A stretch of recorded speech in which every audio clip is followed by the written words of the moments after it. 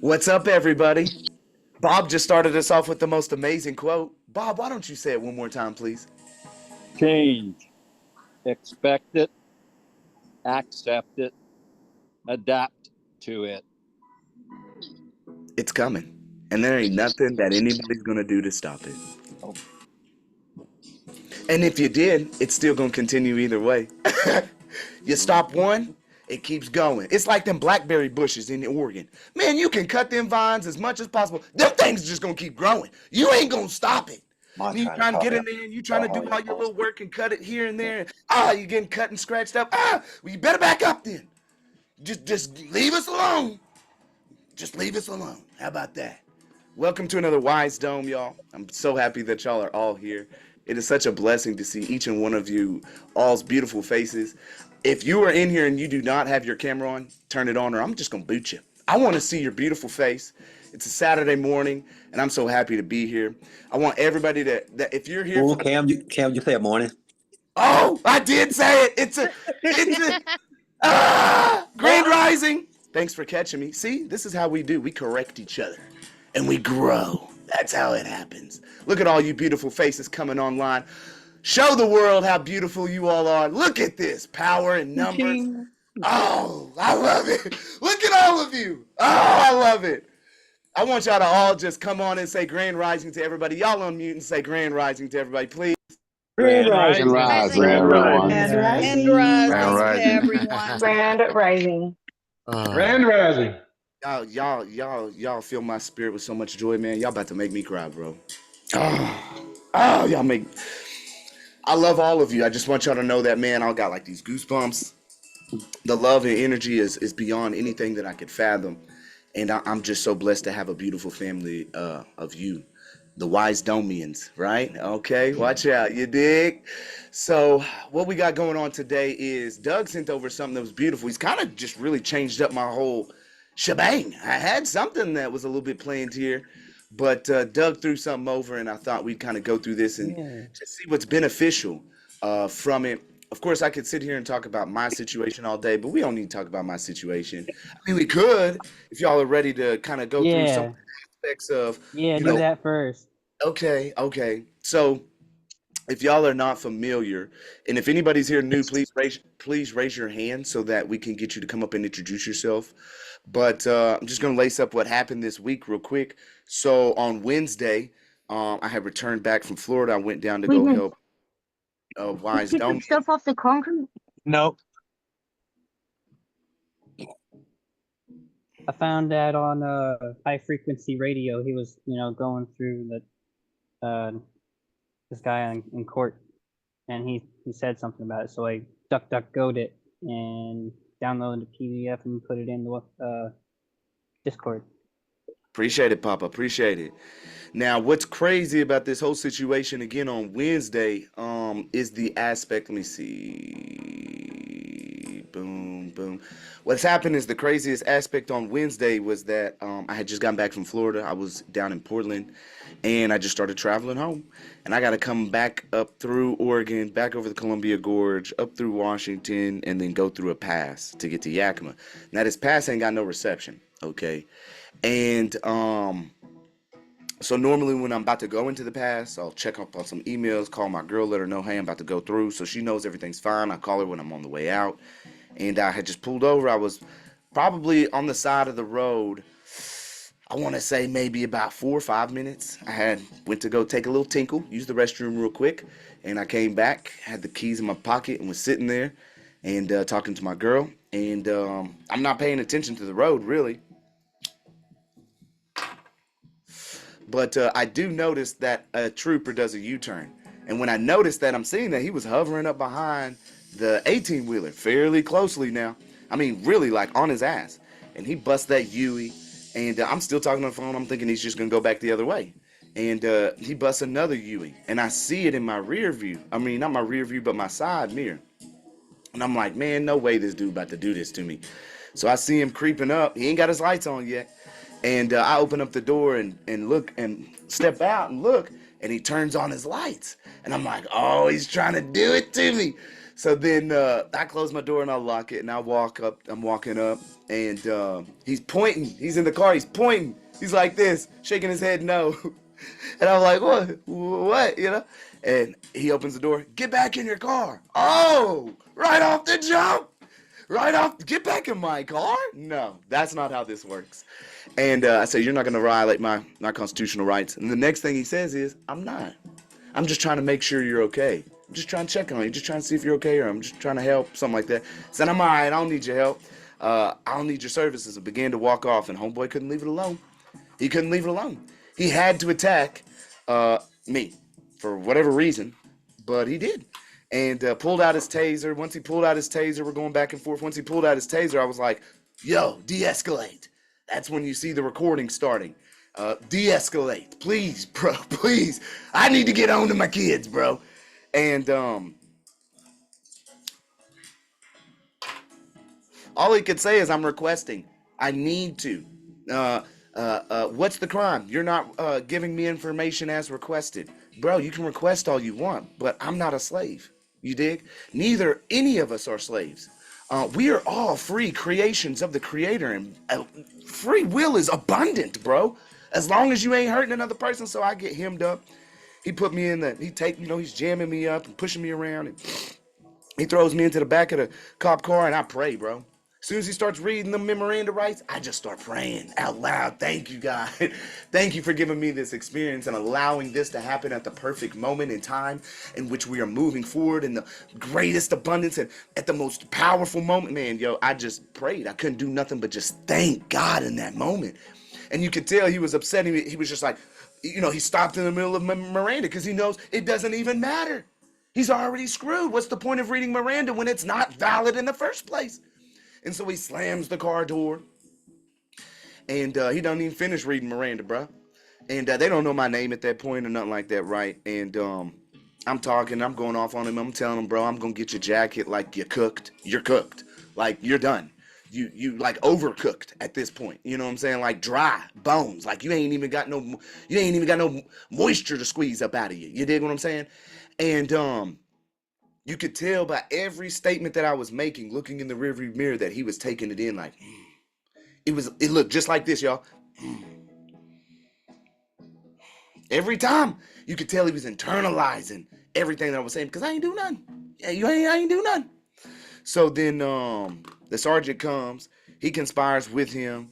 They're in agreement. There's no justification being done whatsoever. They literally, bro, tried to fadangle me, right?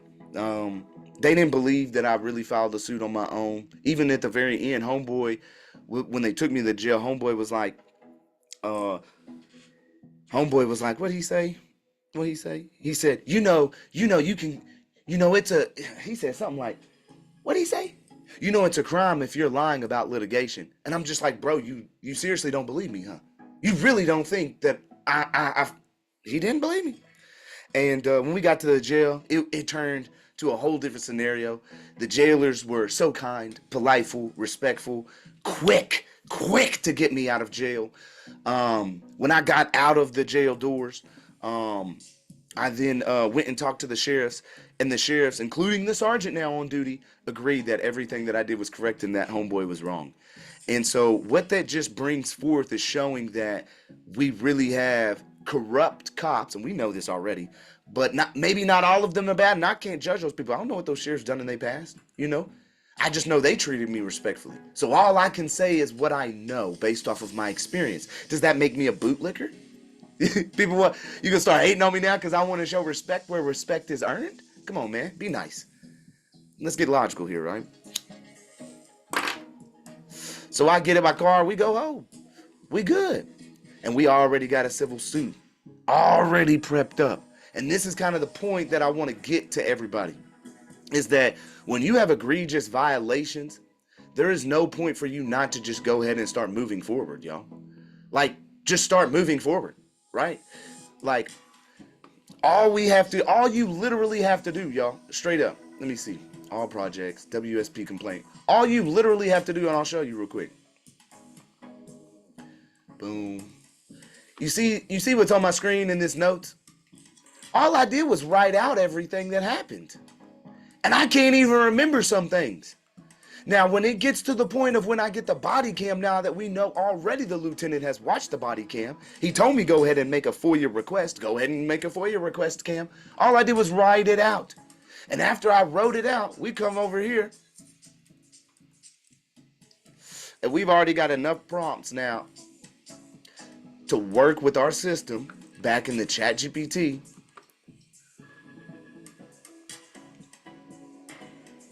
It didn't take long. See the advanced prompt?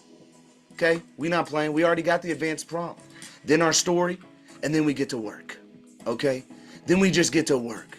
And we start developing. You dig what I'm saying? We just start developing. You dig what I'm saying? We going back and forth, back and forth. And now we have a complaint ready to file. Now, what I want y'all to know in this is that this may not be complete. This may not be perfect, because guess what? I am losing some aspects of my memory as far as knowing exactly what happened, because so much was said and so much happened. But I'll get that body cam. And guess what? Once we get a response, then we'll move forward with an amended complaint. Now, if we go through and just say, well, Cameron, what kind of experience do you have in this kind of shit, right? Like, what kind of experience? Well, we already know I got the Hood River. So Cam went and filed the complaint, went and paid $400. We got a case assignment from the judge. Then it was reassigned to a lower judge, a magistrate judge. Then we went ahead and issued the summons. We paid the sheriff's office to deliver that. We put in our application for PACER to electronically file. We got granted, and we got the return of service that everybody was served. This was on January the 14th. Now, we filed on the 6th. They were served on the 14th. The clerk is showing proof of service. We got an answer back from them. Okay? Their answer was so weak, y'all. Their answer was so weak. I'm talking about weak as hell. And you want to know why? You want to know why? Because I gave them a weak complaint. Cameron said, yo, let's just play with them and give them a weak ass complaint. Let me see if I can show y'all real quick. Let me see. Boom. I just want to give y'all examples because this was a tactic. I ain't even gonna lie. This was a tactic. I ain't even gonna lie, y'all. Let me see. Hood River suit. Okay. I turned in a weak complaint, y'all. I only turned it in with, look at this. It's weak complaint. 10, 11. Look at this. Weak as hell, bro. I went in weak. I tried to walk in with a limp. You dig what I'm saying? I walked in with a limp. I only had 43 points. I didn't even give nothing in relation to any quotes as far as they said. I was just weak with it. It was all a tactic. All to come back and hit them with an amended complaint in which I knew they would have to answer back to in 14 days. And I came and hit these dudes so hard. I'm talking about so hard. I got him to where he's in here talking about, what we got going on? What we got going on? Imalike asked whether plaintiff was driving or traveling. Plaintiff answered he was traveling, not for hire. Imalike continued pressing plaintiff's chest, emphasizing compliance. Imalike declared that if plaintiff lacked a state license, he would not win. Plaintiff stated he did not contract for a driver's license. Plaintiff withheld consent for any search. Plaintiff asked, what did I do wrong, seeking clarity on alleged infractions. Imalike stated, we've asked for your identification and you don't want to give it. I'm talking about Imalike called Portland registration fees greedy and said they offered nothing in return. You know what I'm saying? Junt stated driving is a privilege, not a right. Plaintiff verbally acknowledged that statement, not contesting it.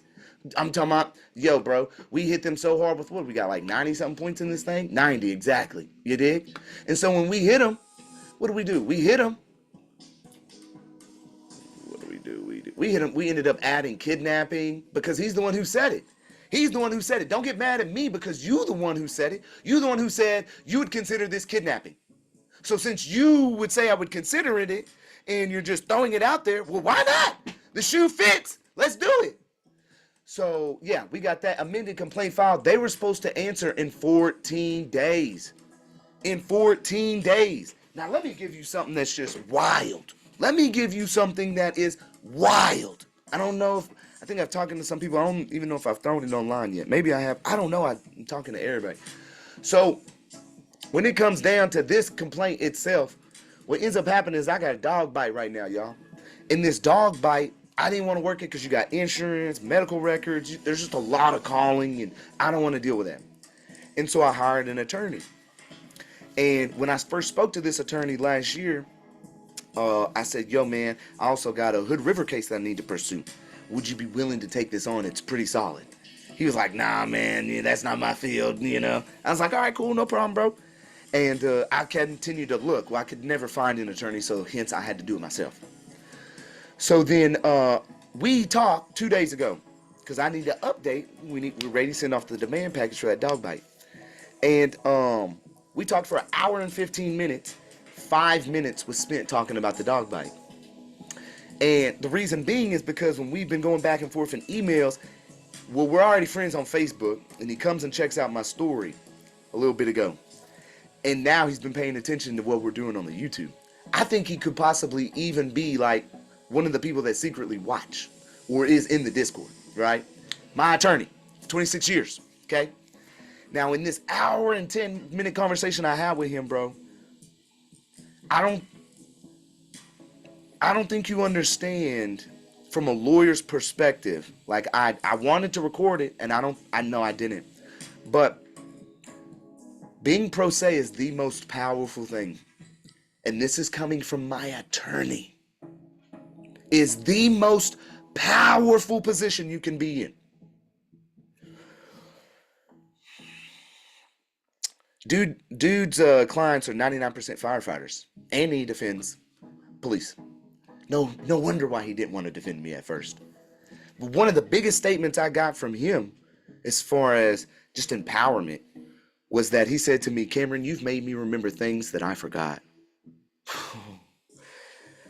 Then I just told him, I said, wait a minute. Doug, please say that again. That's what I told him. I said, please say that, or Greg, please say that again. He said, Cameron, you've made me remember things I forgot. Cool. So we continue talking, we're going through it. And we're going through now my situations. We're not even going through the dog bite. We're talking about now how he realizes that he's standing up and speaking like as me, but in his own attorney way. And I'm just like, what is going on? This lawyer is speaking like me, like one of you, but from an attorney perspective now. Being like, yeah, these cops do this and they just keep doing that. And I'm over here freaking out, bro, on the phone with this, because I'm like, wow, now this attorney that wouldn't take my case is now speaking just like me. While he defends 99% of the firefighters and police. And you know what's interesting about that is seeing the perspective on his side of things. So let's take a perspective here of just firefighters for a moment. Let's say that oh my gosh, Greg, my attorney, 99% of the firefighters are his clients. And they work sometimes, 15 days without no breaks, straight 15 days, no days off, right? And think about a firefighter going out to a fire and seeing a 2-year-old child burn to death. Then 30 minutes later, going out and watching another child that's older, just convulse, and just shake until you're gone, right? And it was all done by the father giving poor drugs to the child, right? 30 minutes later, and that continuously the case every single day, 15 days in and out. You lose your perspective of what reality is, right? You forget that there's goodness out there. You forget that there's happiness in the world, and you lose sight of what reality is. Put yourself in that perspective. Now, also put yourself in that perspective if you could possibly be law enforcement. And that same thing applies. All you see is the bad in the world, bro. Everybody that you encounter turns into this blanket bad situation because that's all you see. You rarely go out to get involved in things that are empowering and uplifting and positive, because you're so tainted from everything that you're seeing. I think I think what we're forgetting is that even though they have a badge, they're still people. I really do. Even though they have a badge, they're still people.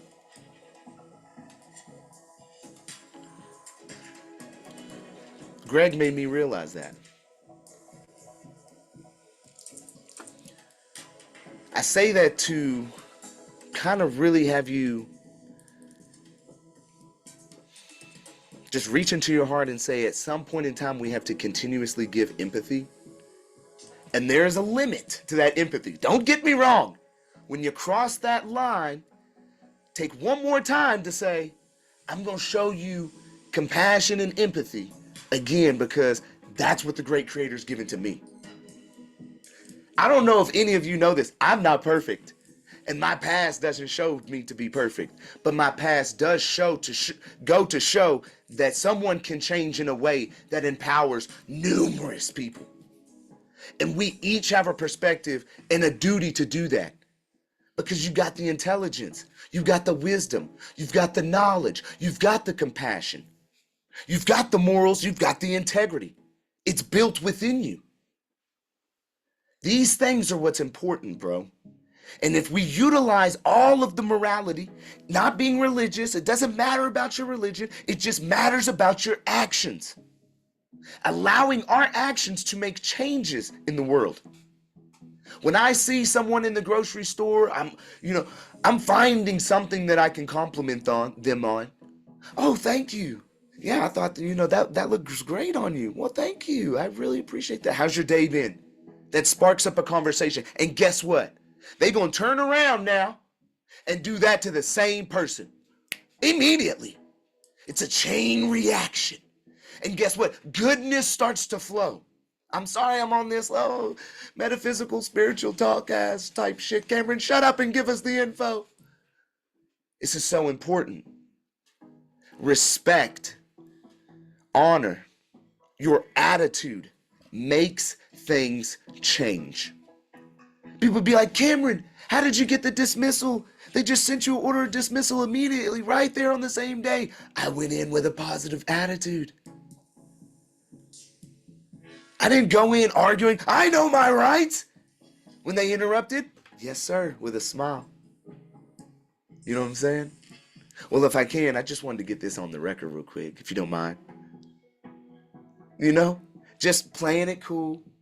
Well, I think the word first must be, of course, delecti, right? And at this point, I can't plead whatsoever until jurisdiction has been proven. And I'd like you to take judicial notice of the fact that I am not licensed in the law whatsoever. So you must take everything, as far as my statements are construed, liberally, okay? Oh, we're taking judicial notice. We're taking judicial notice on the record.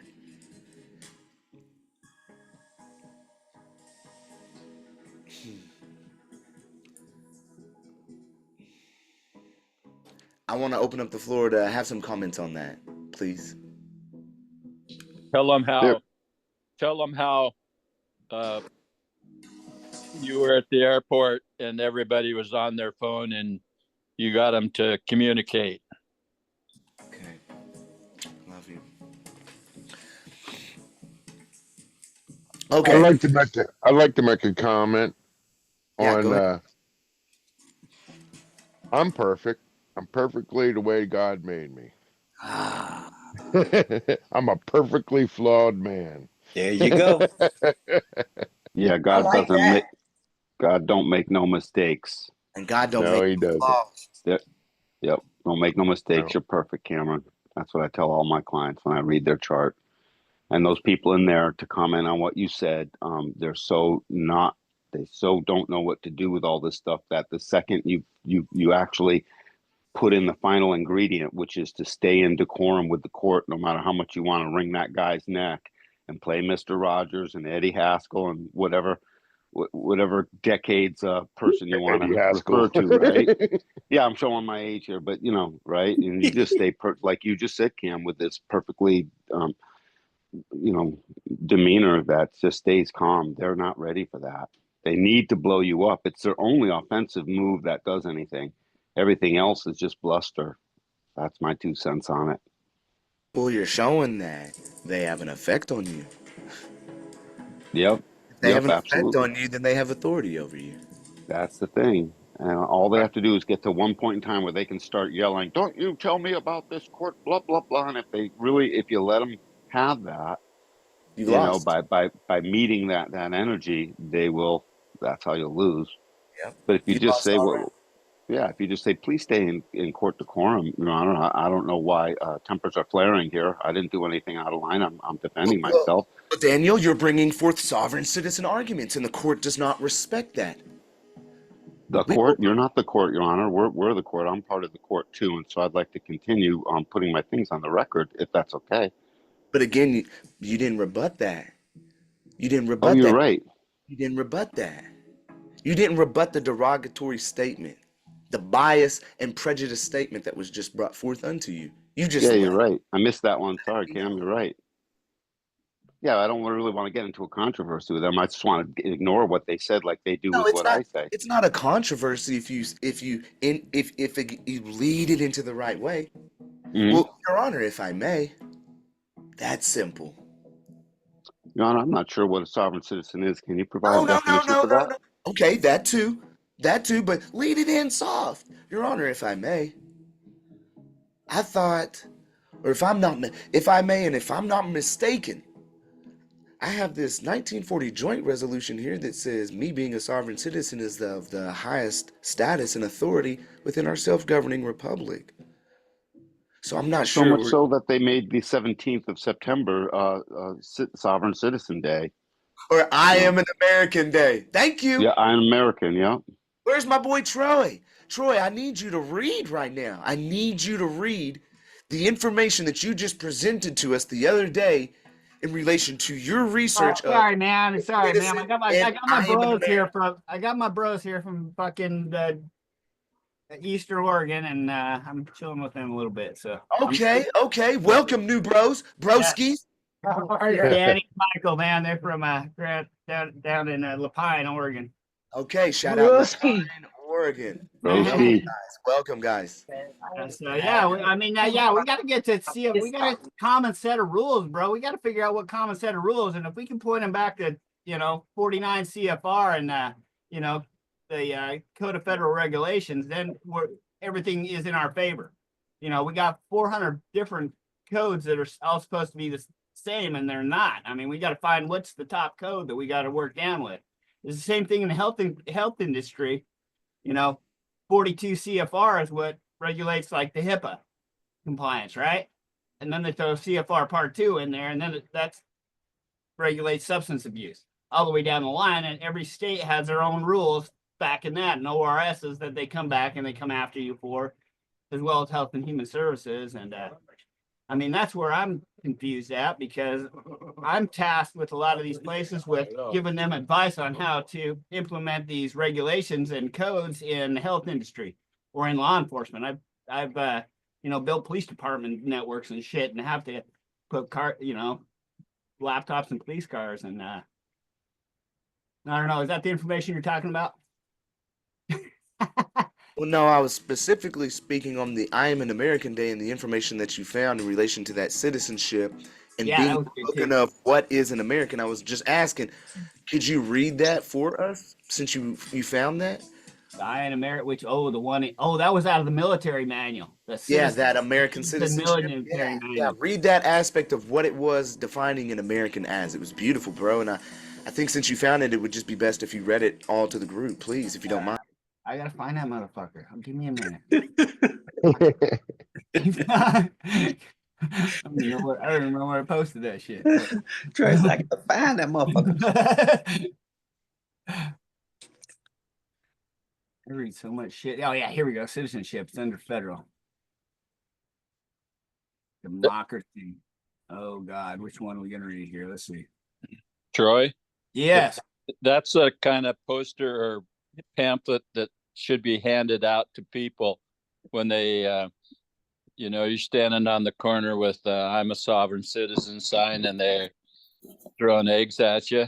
Well, you Okay. catch the eggs and you sell them for gold. But anyhow, you turn around and you give them that pamphlet, and they read it, and they understand what a true sovereign citizen in the eyes of, you know. Yeah, well, that's why Roosevelt ripped this out of the military manual when he came into office in 1940. 1940, this was all removed from the this manual. I think that needs to be on the public bulletin board at the county courthouse, like the Right. flyer. Yeah, let me I'll read this. Let's see. Do you want me to read this whole page or just the I am an American part? That one part at the bottom that's just so beautiful. I am an American. I am an American is a challenge to the highest ideals and aspirations of mankind, to self-sacrifice and devotion, to loyalty and patriotism, to joyful work and courageous achievement, to magnanimity and charity to all and malice to none, as we seek to uphold and perpetuate the principles of our great republic. How's that? That republic is self-governing, if you didn't know. Yeah. Yeah, that's a freaking yeah, it's brilliant, man. And that whole manual's on citizenship. That whole goddamn thing is what they were supposed to be teaching us, and they fucking buried it.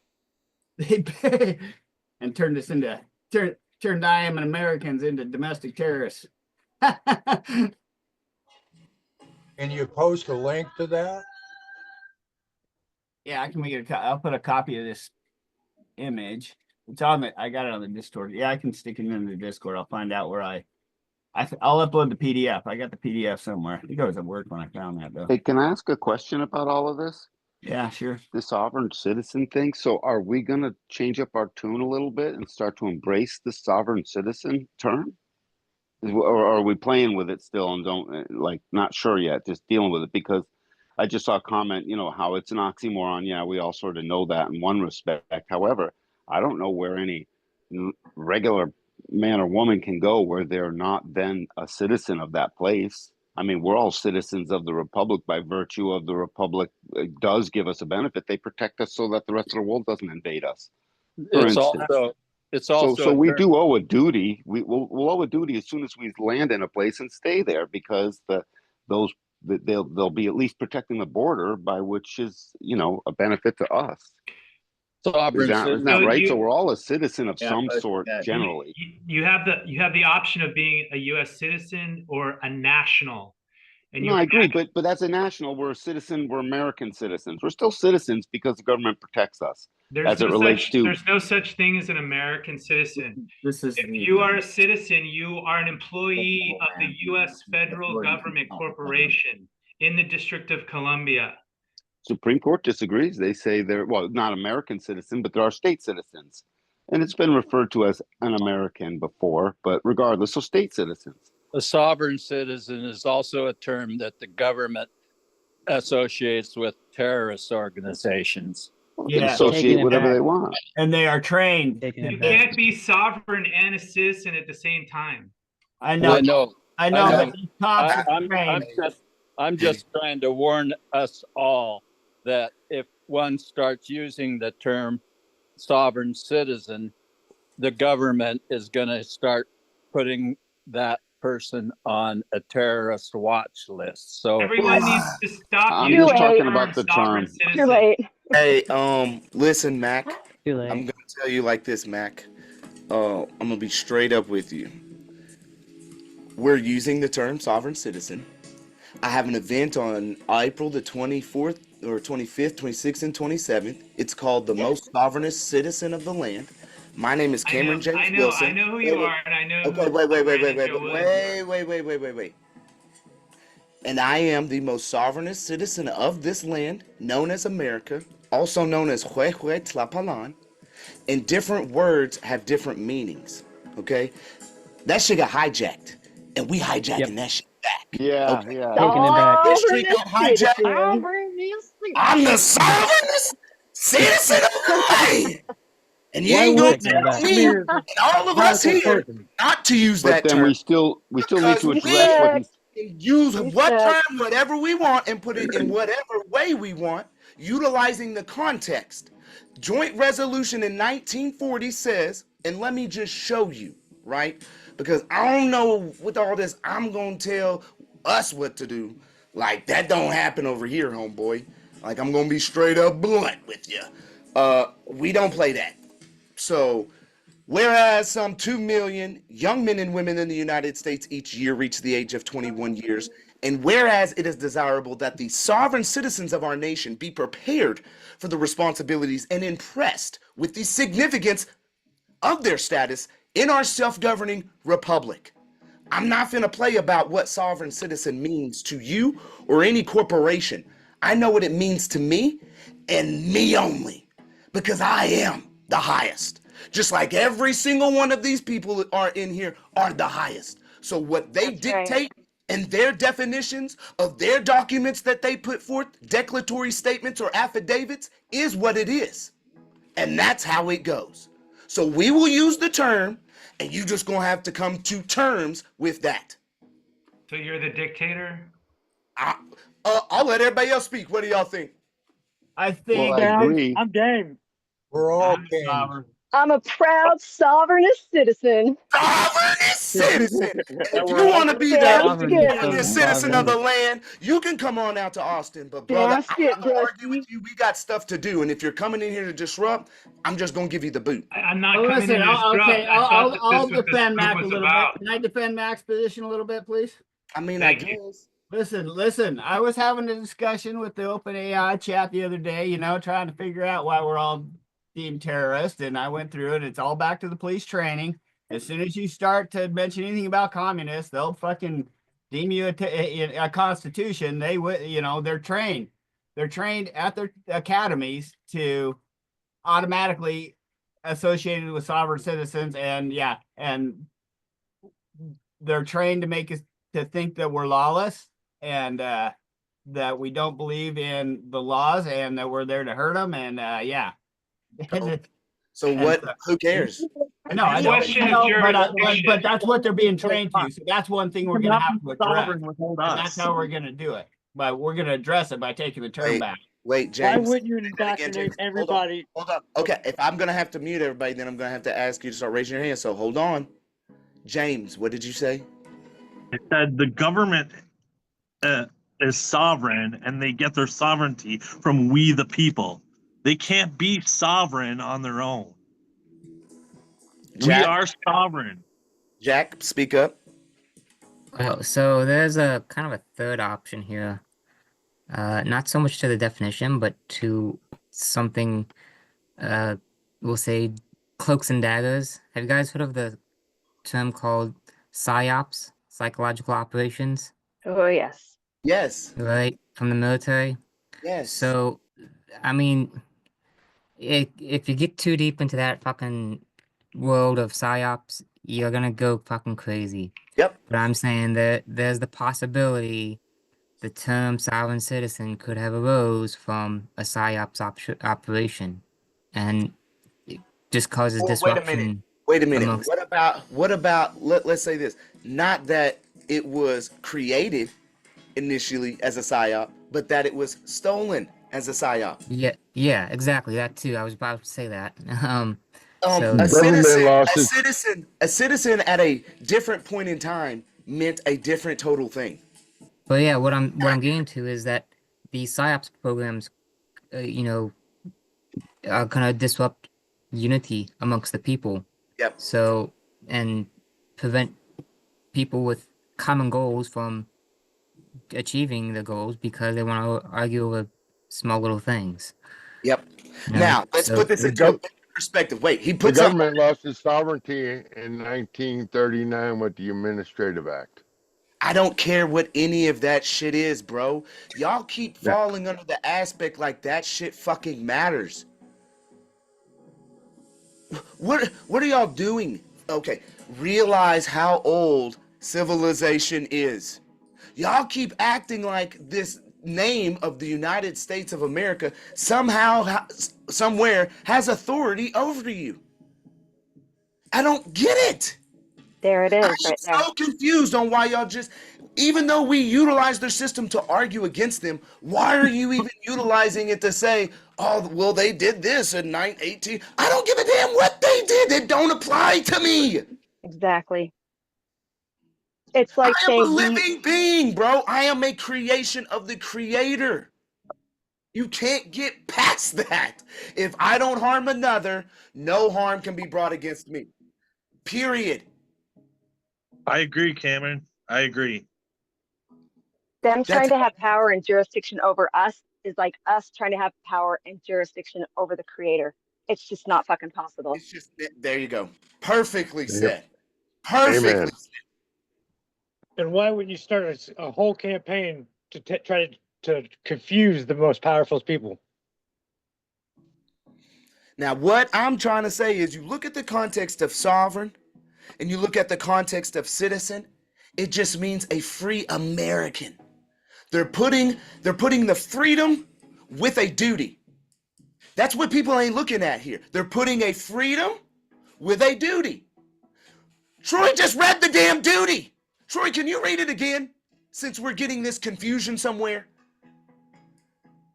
I am an American citizen, not a U.S. citizen.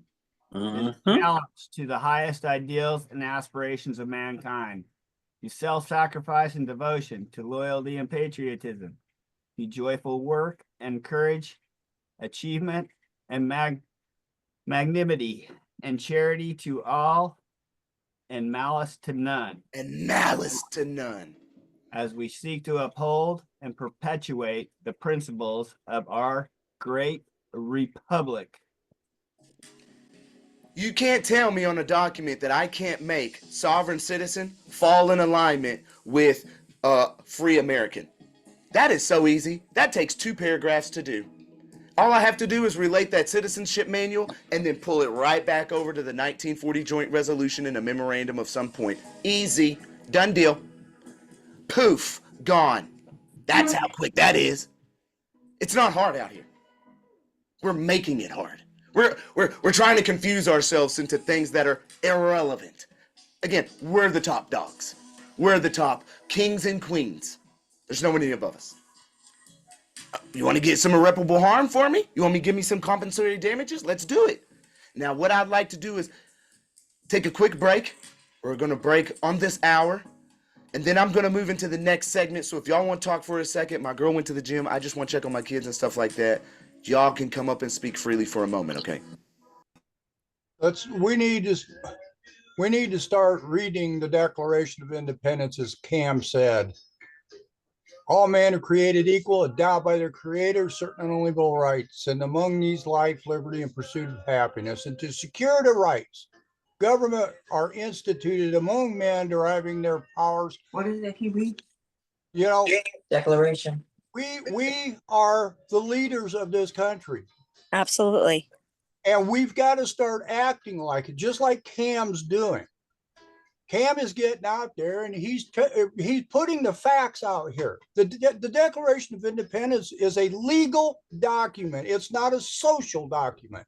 The Lee Resolution enacted the Declaration of Independence. We created government.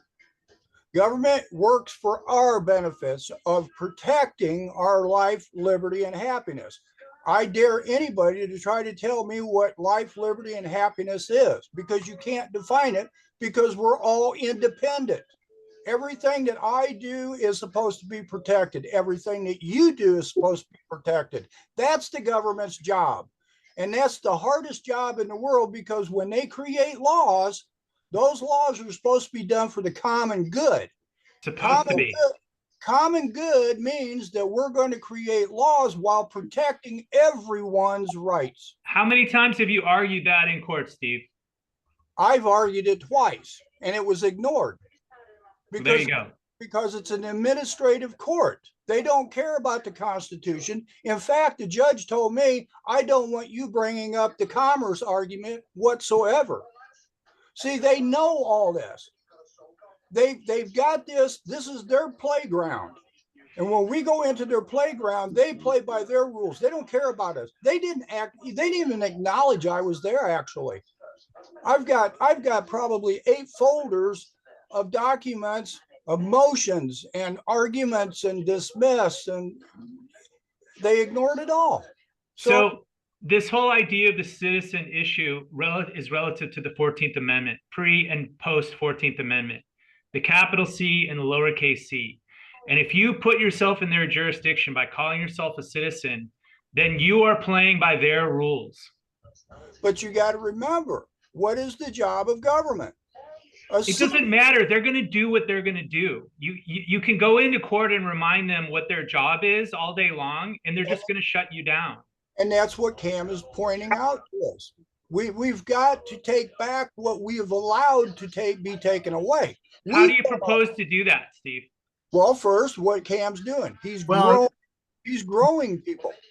So the only way to do it is to go by way of their rules and beat them at their own fucking game. Thank you. We have the right to move anything.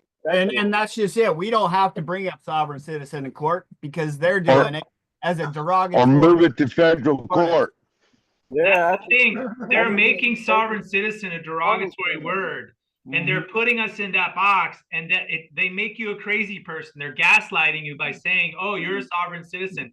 That doesn't exist. If you're a citizen, you're under their jurisdiction. I know, but they're still gonna say it, Sean. And so you differentiate between hold on a second. And national. If you're a national, it doesn't matter. None of that shit matters. It does matter because you're not in their jurisdiction. Completely whose jurisdiction is it, Steve? Sean, I learned this morning. Whose jurisdiction is it? Ours. Who has original jurisdiction over our nationals? They assume jurisdiction over us, and you have to rebut it to tell them they don't have jurisdiction make them prove it. The 12 presumptions of court, you have to rebut them. And you do it by claiming yourself as a U.S. as a state national. From what state you're from? Sovereign. You're a foreign national. You're a foreign sovereign national. Negative. I'm a Utah. Don't you go by your state? I'm a Utah. Yeah, I'm a Utah too. Woo! I'm Missourian, and so Pennsylvanian. Woo! So you naturalize as a U.S. citizen or a national, period. That's the way it works. And you get to choose. You have the choice. But if you say that you're a citizen, you're now in their jurisdiction, period. So you play by their rules. If you want your constitutional rights, That's not you true. have to be a national. That's not true on a judicial level. As soon as you ask them to take judicial notice, you're going right back into the mentality that you have to succumb to somebody else. No, I'm not. I'm saying that they don't have jurisdiction. I'm gonna tell you like this, bro. That's not my sovereign citizen to deter people from using it. You're sovereign. But I'm not a citizen. Okay, but I can deter him in my citizenship in the context of whatever I choose because I am. Exactly. Because you wear whatever hat the fuck you want. Forget all that sovereign. Sean, you keep David, your mic, we can't even hear you, Papa. Sean, I'm telling you like this, bro. You keep succumbing to authority. No, I'm not. Not as a national. Yeah, you are because you're saying you must. We must do something. If we want what we want, you can do whatever you want. Exactly. I'm gonna do what I want. Can't nobody do anything to me until I bring harm. Exactly. That's how this works. And if you want to test it, you can do so at your own demise. Because it will be the demise of you. Because there is no other authority above me than the Most High God. And that's how this works. Hey, I'm sorry, Zeke in here today? But that is how faith works. I understand that, and I agree with you 100%, Cam. I am a believer in God, and I have faith in Great Spirit. Thanks. But thank you. You said it. No, you said it, bro. A citizen, you put yourself under their authority. You said but in conjunction with the great Creator. Yeah, don't ever say Your but. comprehension of the great Creator must be so small. it's a hard thing to not do. And I got it because it can happen to all of us. I say but sometimes and I really don't mean it. So you just regain. That's all. You just regather, regroup. Thank you. Yes. One can I only got have my power and paperwork jurisdiction over that yesterday. they've created. I know who created me, so I know who has power and jurisdiction over me. Also, I don't ever say I have constitutional rights, because a piece of paper doesn't give me my rights. I have God-given rights, and that's why they're unalienable. Bingo. They're inherited. We have God-given rights. The Constitution was not written for us. It was written to keep the government in fucking check. There you go. I agree with that. I want to read y'all something from Black's Law Dictionary, 4th edition. Hi, my favorite one. Thank Citizen. you. Citizen, a member of a free city or jural society possessing all the rights and privileges which can be enjoyed by any person under its constitution and government, and subject to the corresponding duties.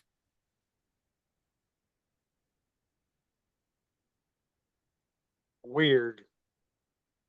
You also Hanky have tie. subject problem. you Putting also you under have their to, authority.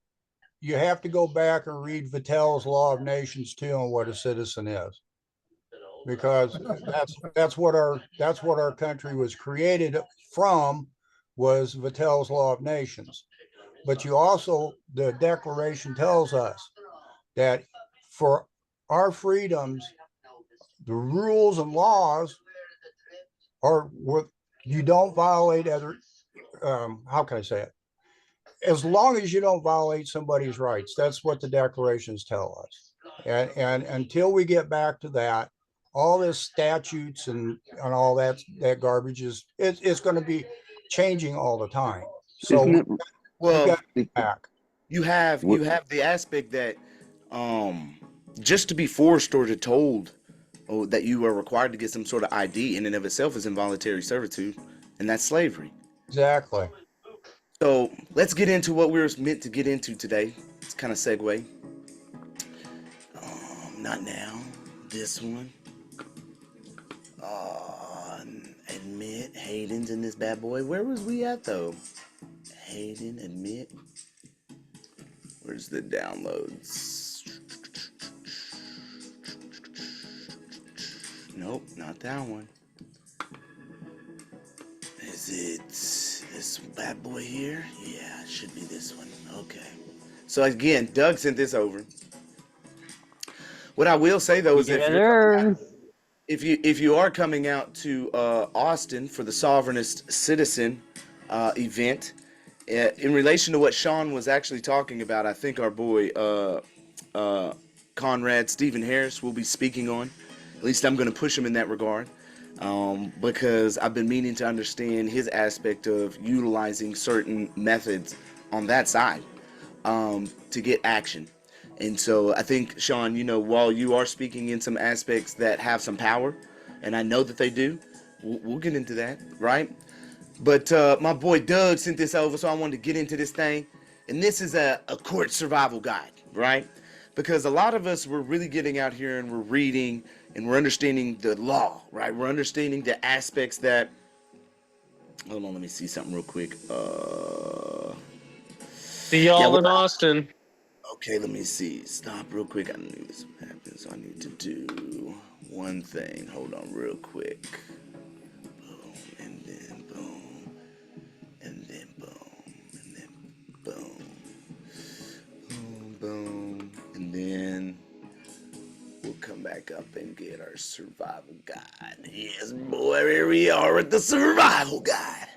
So, again, we know all about the aspects of the case law and what they're saying, but we get into the court and we don't know how to apply. We don't know the procedures. We don't know what is popping off. Now, this is actually a pretty big document, Doug. If we go through this, it's going to take a while, but I think it's going to give a good amount of information. I've never gone through this. So we're going to, chew up the meat and spit out the bones. You dig what I'm talking about? So maintaining a complete inventory on the court aspects. Your complete court survival kit consists of the flag. The flag. It says come in that bad boy with a flag. Okay. You provide a small U.S. flag on a stand, but not gold fringe. This is your basic proof and your exercise of your status and rights in court. You would bring it in with you and set it on each table or bench where you stand, wherever you are going, to directly challenge jurisdiction. Your personal license, number one, your personal license, court recorder, highly recommended. You must make sure that all of the court conversations are recorded without risk of being erased by the judge so that the evidence which floats to the surface can never be denied. Bring your own rather than rely upon the court to preserve the truth. If it is not possible, make sure you bring people, legal counselors, not licensed attorneys. These are your personal helpers or counselors to sit behind you in the courtroom to help you stay aware of and record what's happening and your options while you are dealing with your emotions. More is better. 3. True copy of original paperwork. All legal documents or evidence you can find which relate to your case, status, tickets, receipts, depositions, invoices, notices, letters, warrants, names, dates, places, etc. And you know what? Anthony just got in here. And this is something I want to mention just real quick. Just real quick. On that whole conversation of my beliefs and things as far as context are concerned and all that, we can agree to disagree. Like, Anthony believes we come from monkeys. I don't have that same belief, bro. Like, I just don't. I'm sorry. I just can't get... I mean, evolution, I get some of it aspect, but like, man, that's just kind of weird. We're so distinctly different. But... so distinctly the same too, you know, and that's just part of the code and reality in which we live that we can never understand because the unfathomable is just that. It's beyond what we can comprehend. So, but again, you know, me and Anthony, we talk about other things that we don't necessarily disagree on, right? And that's where we come together. And that's what makes a Wisedome. So I just want to get back to that. Let's see. Desktop, and then come on, computeranos. Jeez, you're wilding out. Thanks. Okay. 4. Copies of all relevant laws that apply to your case. The photocopies of the statutes, the codes, the laws, and the constitutions which back your position in defense, of course. And then a pocket tape recorder for your own protection and cost savings to be concealed and not to be used as admissible evidence. Use this as backup for your own licensed court recorder. Representing yourself as a sovereign ambassador of God. You should represent yourself always in propria persona. Did they say sui juris? No. But everybody wants to get hooked up on the sui juris. In your own persona proper. This alone qualifies you as an attorney in fact. Thank you. According to Black's Law's Dictionary, by asserting your sovereign right to represent yourself in legal matters, you are establishing yourself as your own attorney without being misled, trapped, or overcharged by a licensed defense attorney who would only bind you into the very system which is dedicated to making you pay. Do not hire a licensed attorney if you intend to keep your rights and your money. There is no law which requires you. Yep, we know that. Let's see. In fact, I am. Bring your own flag with you wherever you appear in court to show your sovereignty. By representing yourself, you are free to expose any of the many fraudulent deceptions and procedures being used against you. By representing yourself. This one's kind of big. Listen to the context of this sentence. By representing yourself, you are free to expose. You have not taken an oath not to expose. You think them bar attorneys have maybe those licensed attorneys have taken an oath not to expose? Uh-oh. Uh-oh. Getting a little bit deep to the many fraudulent deceptions and procedures being used against you. The court can assign a public defender, of course, so in order to effectively represent yourself and your interests, your mission is to proceed in propria persona. This is what you must sign on every court document next to your name. This means that you are not only the legal counsel presenting, take off that re and go presenting the defense, but you are also the accused in error by special appearance and limited appearance, whom you are presenting, not representing, in persona. Do not present yourself any other way. This means that the judge cannot lawfully hold you responsible for conducting yourself or your case as a licensed attorney. Why you think I straight up told them on my court of record, I'm going to let y'all know right here, take judicial notice. Take judicial notice. I cannot be held liable I'm not schooled in the law, homeboy. Oh, order of dismissal, same day. Y'all better start saying this shit on the record with judicial notice on their ass. Nor can he or she force you to hire one. You are free to proceed as you see fit as a sovereign ambassador. Would you like us to use ambassador, Sean? Is that better for you? Shake your head yes or no, because you can't unmute. Shake your head yes or no. Ambassador, is that better for you? Do you want us to say sovereign ambassador? Shake your head yes or no. You tell me. Shake your head. I'm looking right at you. Yes or no? Would you rather me use ambassador of God? A sovereign ambassador of God. Your legal counselors are just that, counselors. And there is no law preventing your friends from consulting with you during any court proceeding. And even if they made it, it'd be null and void because it'd be against my God-given rights to my life, liberty, and the pursuit of happiness. So, I mean, what are we getting at? Some judges and prosecutors will expect you to proceed pro se. Another method of representing yourself, do not let this happen, because pro se means that you are legally representing yourself as your own attorney. There we go. Now see, now they're putting representing up there. They was putting it too, but it should be presenting, which the court can then pervert to mean that you can be told by the court how to proceed with your case, and the judge may try to impose the same standards upon you as are imposed on a licensed attorney. The court would be allowed to treat you as your own attorney differently than it would treat you as the accused. Do not let this happen. You will know when to declare your pro per status. Don't let it happen to you. There's no point. Let's get smart about that. Stay on point with it. Don't let them do it. Okay? Get back over here and see if I can. Come on, Mackie. There you go. Quit slacking. Oh, Mackie, you're not supposed to be slacking. Using illegal counselors. This is the simple, most helpful element of your survival in court. Some people have a natural ability as legal eagles to know the laws and court procedures cold and to argue law logic and the best of them. I like that. That's cool. And eventually win their case. Yeah, I'm trying to be that.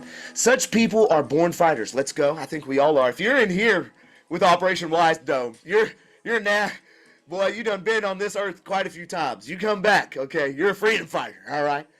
And can masterfully find their opponent's weak spots and outwit them, many times by pure attrition. If you are one of this rare breed, oh, all of you beautiful Wisedomians are. Oh, you probably don't need any legal counselors with you in court. Oh, no. More power to you, and heaven help the lawyers that get in our way. Oh, I love this document, Doug. This is nice. However, most of us regular folk, well, we're a little bit more than the regular folk, I think, made it a point not to get involved with the legal details. Well, I guess there's going to be a lot of people watching this on YouTube that's going to fit too, but not to learn any court procedure. Uh-oh, bingo! Bingo! Here we go!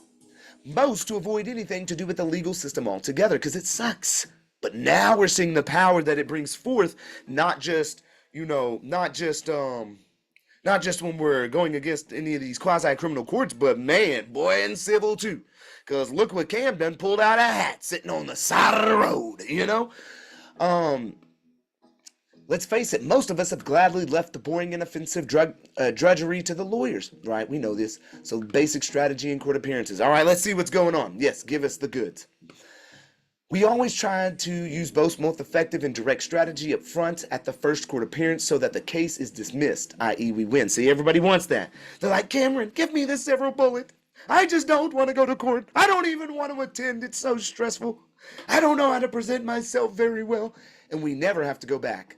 So the balance of this court survival guide applies only to other cases that have slipped through the cracks. You guessed it. It's another game. No more, no less, very much like poker. The stakes are essentially your freedom, money, and property versus the court's false authority and power over you, for lack of a better expression. Much of your power comes from your invoking your common law rights. What? Oh, the confirmation is so blessed. Much of your power comes from invoking your common law rights. What have I always said? When it comes to the rebutting, it comes to the point where they can do whatever the hell they want, bro, because they got legal presumption until you what? Rebut that shit. You better start invoking something. Much of your power comes from invoking your common law rights. And since all have received sealed orders from the U.S. Attorney General to change over to Article 3 common law jurisdiction, you may soon not need to work so hard to retain your rights. Object of the game: to get out of the court system as soon as possible by getting the case dismissed or thrown out. And the system is rife with glaring opportunities for doing so. The longer you stay in the court system, the longer you are at risk and the more money you will lose. You got to remember too that this comes into irreparable harm because of all the stress that you're occurring by going back and forth. The judge's object is to convict you quickly and collect your money while maintaining the illusion of authority and power over you. Boom, boom, boom. The prosecutor's object is to prove the conviction that you are guilty, and at any cost, even lying, and make any psychological example of you to intimidate others. Why is this not going? What is that one? Oh, it just fit the page. I don't know why it ain't going all the way full screen. All right. The players, you, the judge, the prosecutor, the jury, if any, the officer, the other witnesses, if any, and your counselors. The judge. Oh, we know the players, bro. The playing field. It says you are in a rigged game. They consider themselves smarter than the people, using their private exclusive membership in the Bar Association to manipulate court procedures in order to steal money from others. Just look in the phone book and see the disproportionate number of people in the profession versus the other professions in your area. You are in a rigged game, and you are the visitor, and playing without the home field advantage. You can forget about truth and justice, as these have been eliminated. I hear people saying that, but I'm seeing it come when I'm in mines. I'm seeing the system work right now for mines, so I can't be on that okie dokie, I'm sad and pokey type vibes.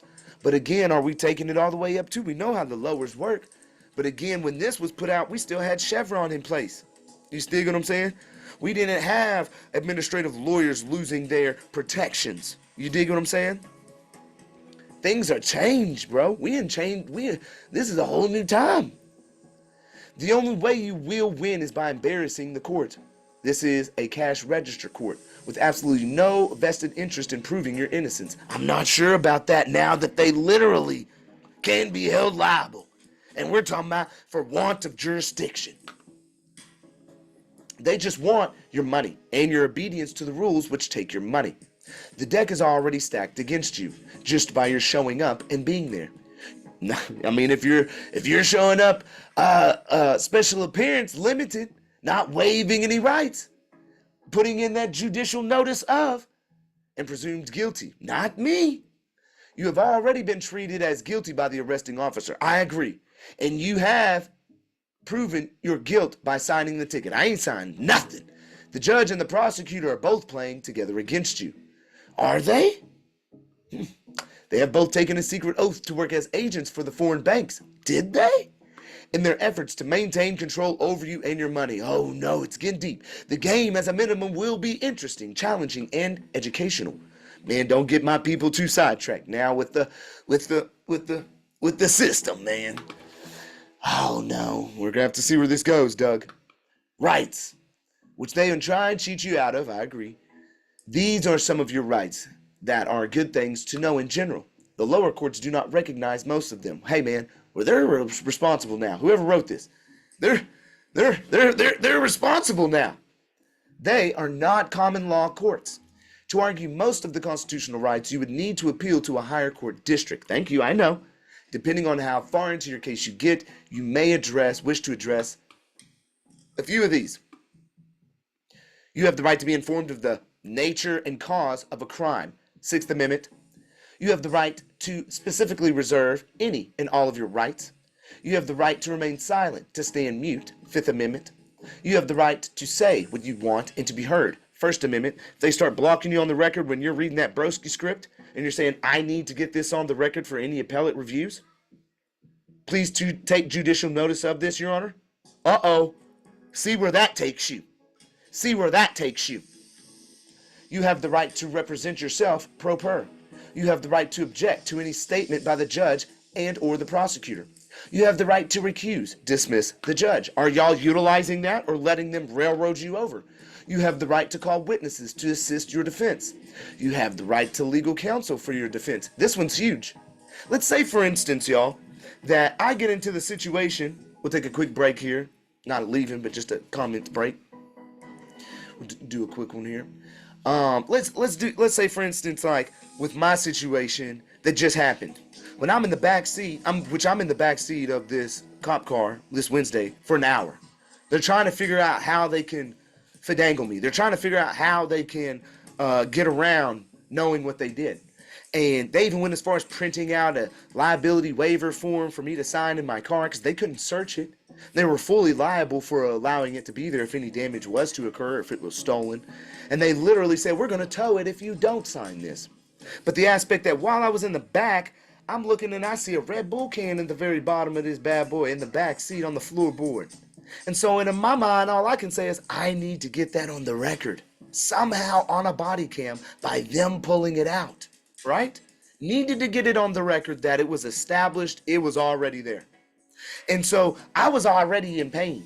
You know, I got one leg that don't bend back like everybody else's. It can't stay at a 90-degree angle like that, bro. Like it don't. I have to keep it extended. So I'm sitting there and I'm in pain and I'm saying, hey man, medical attention, please, y'all. We got to the point where they let me stand up and I'm like, can I just scoot back and lay out my leg on the seat at least without y'all keeping me buckled in? Because it hurts. They're like, yeah, that's fine. And I was like, well, there's this Red Bull can over here on the floorboard. I wanted to make sure that y'all grab that because I don't want to be tied to it in any manner, right? And what did I do then and there? I established the aspect that there's a possibility that this guy just got done chugging a Red Bull can. Now, what does that do on the back end in court, right? You got to remember, this is chess, not checkers. What that establishes is that I can go and find, or already have, I have 3 different ones, of medical studies from the National Health Institute that show the problems and issues of people when they consistently drink these energy drinks. Psychological issues, all kinds of medical issues all over the place. Aggression issues, bipolar issues. All I have to do is call a witness that is a medical expert that can read this report and clarify to me that this is a possibility to cause to just make, again, you gotta remember, you gotta paint the picture in the court. You see what I'm saying? And I'm thinking about all of this to do while I'm in the back seat of the situation. You see how deep it goes? You have to always be looking at how you can finagle the court system in the jury to see from your perspective. It is very deep.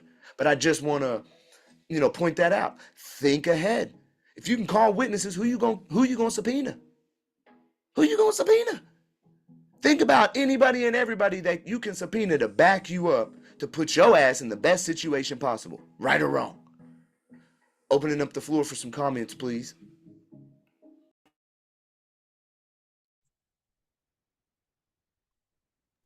That's really smart, looking at the Red Bull, because the other thing they could have done is put some alcohol in it and said that I don't know, there's a million things they could have done with it. But yeah, I feel that most officers that I interact with, not that I interact with officers often, but you can just tell that they chug Red Bulls, bangs, all those energy drinks, and then they come up to your window on a 9 out of 10 energy level.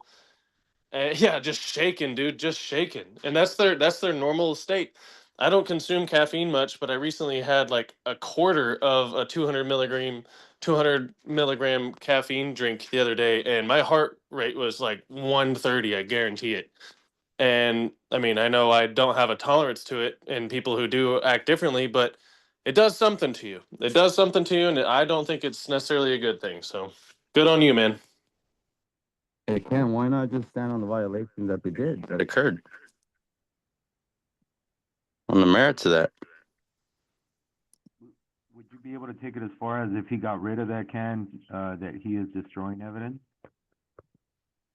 No, because it's on the record that I wanted it removed from my, vicinity. So that's really, I think, the biggest deal of it altogether is just making sure that we're removing any aspects or ties to me, having eligibility to have discarded that and then being tied to something else. So, it wouldn't be a destruction of evidence. It would be an acceptance of evidence put onto the record, right? So with that being said, I think, we just always have to be looking steps ahead to figure out, why did this person act so aggressively? And that is clear indication that, that's why he was acting aggressively. He was amped up on Red Bulls, bro. And we got plenty of medical case studies that show that exact thing. Any other comments before we move forward?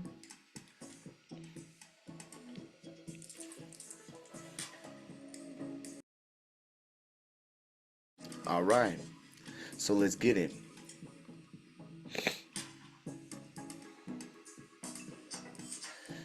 So, you also have the right to legal counsel for your defense, 6th Amendment. You have the right to conduct your defense pro per, free from professional restrictions imposed upon licensed attorneys. You have the right to submit motions, the right to a fair trial, the right to change your plea at any time before trial. You have a right to appeal any judicial decision. You have any judicial decision. You have a right to appeal any judicial decision. You have a right to a speedy and fair trial by an impartial jury with a time limit, 6th Amendment. You have a right to waive court and transcript costs on the basis of pleading, informa pauperis, no money. You have the right to due process of law, trial, before you are deprived of any liberty, property, before you are deprived of any liberty, property, or money. So when they tow your car, your due process rights have already been violated. Do you understand that? You have the right to face the inured party claiming injured, is what this should say, injured party claiming damages. Article 3 and 6th Amendment. You have the right to face your accuser and the witnesses against you. Where are the accusers? Where are the true verified complainant accusers of an injured party bringing forth the claim according to Article 3 in the 6th Amendment? You have the right to inform the jury of the truth, their rights, and their duties, 1st and 6th Amendments. You have the right to put the judge on notice of your intent to preserve your rights. You have the right to put the judge on notice of your intent to appeal any ruling or decision during the case. You have the right to protest and object if any of your rights or demands are not met. That's what my boy Ocasio does. He says, I'm still here in protest. I'm here before you in protest. Object. I'm here before you in protest. That's how my boy Ocasio does it. I'm here in protest, man. What you talking about? I'm only appearing here specially and limited, not giving up not waiving any jurisdiction whatsoever. I'm here protesting this aspect. I'm here to prove myself right. I'm here to make sure that my demands as the highest authority are met. You have the right to demand that the court place in evidence any unrevealed contract. Any unrevealed contract? Oh my. What does that mean? You better show me that I have some kind of contract binding myself to these motor vehicle codes in which you're trying to place. Because if I'm not mistaken, these statutes are part of a corporation. They're part of a colorable law, which then must mean that I have to give consent, if I'm not mistaken. And if there is no contract, revealed or unrevealed, please bring forth the revealed or unrevealed contract so that I may rebut the presumption. I need to see it. What jurisdiction are y'all even trying to operate under right now? Oh, well, we're trying to operate under the Motor Vehicle Code of the state of Washington, which is under RCW Title 46. Okay.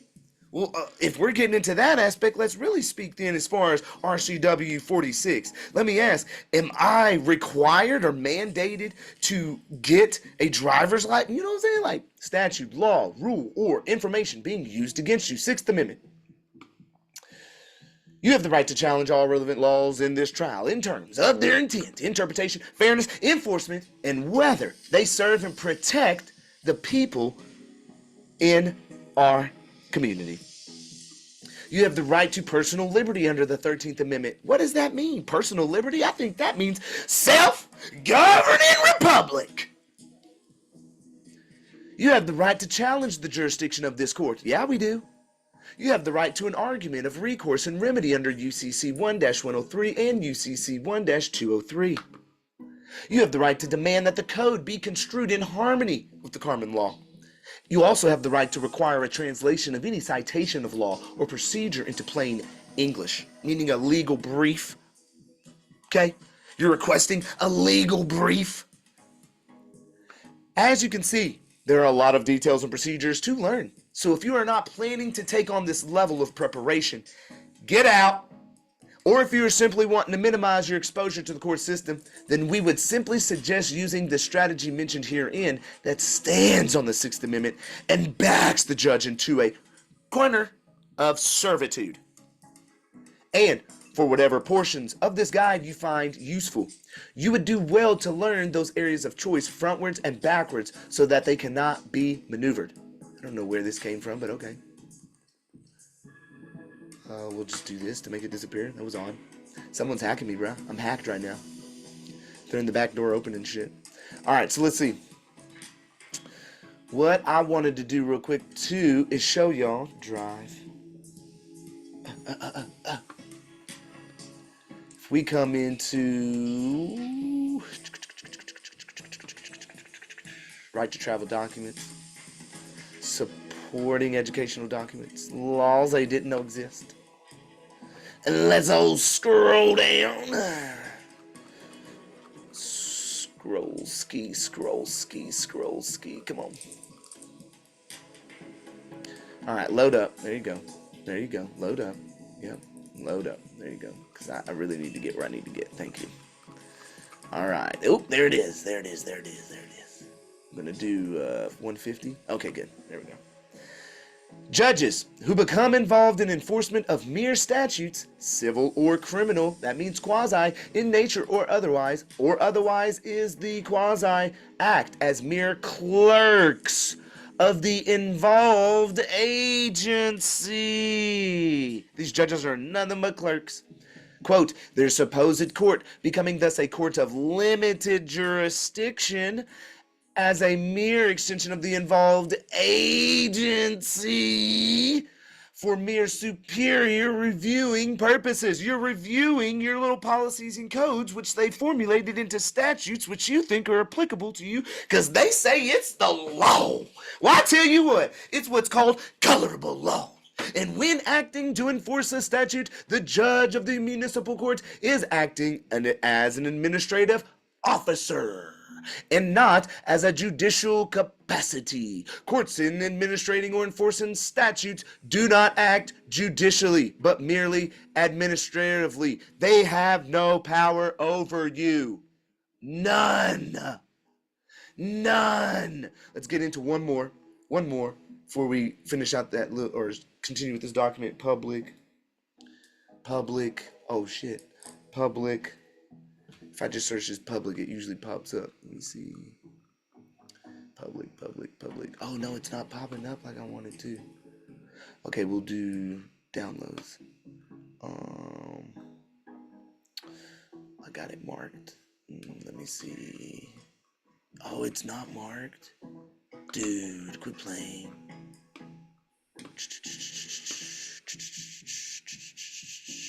Nope, it's none of those. Nope, it's not that one either. So, Operation Wisedome. Okay, maybe it's in here. No. Is it this one? No. Where is it, bro? This one. Bam.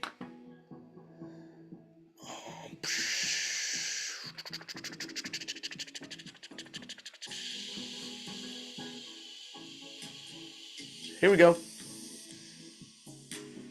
View,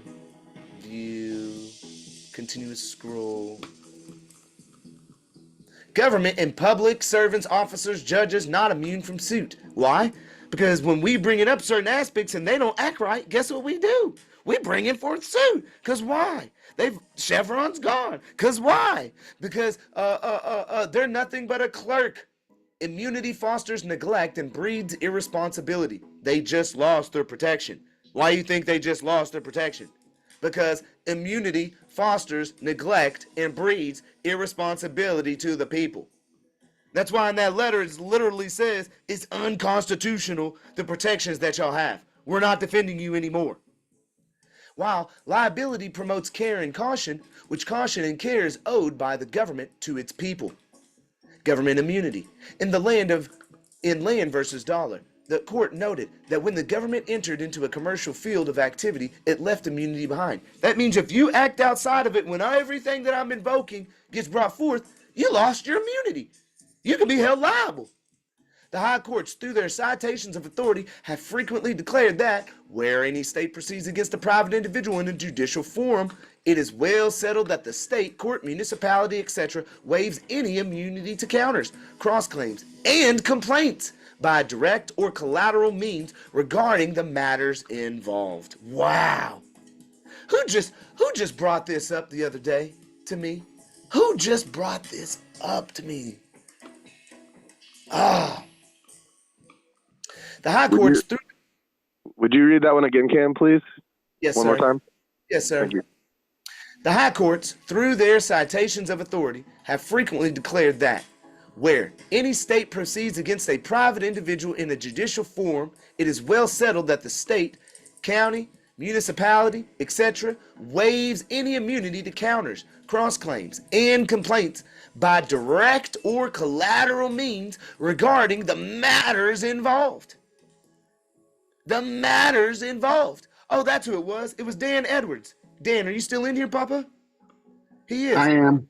Dan, talk about that want of jurisdiction on your review real quick. Yeah, it's want. They start with want. The whole thing that I recognize when I got in, I'd come in on camera, except I'm sunbathing naked right now. So all they want is want. They start with want. And the whole thing is their immunity that they want to try and bludgeon us with already doesn't exist from the very beginning. And in fact, it's one of the reasons they dance so hard.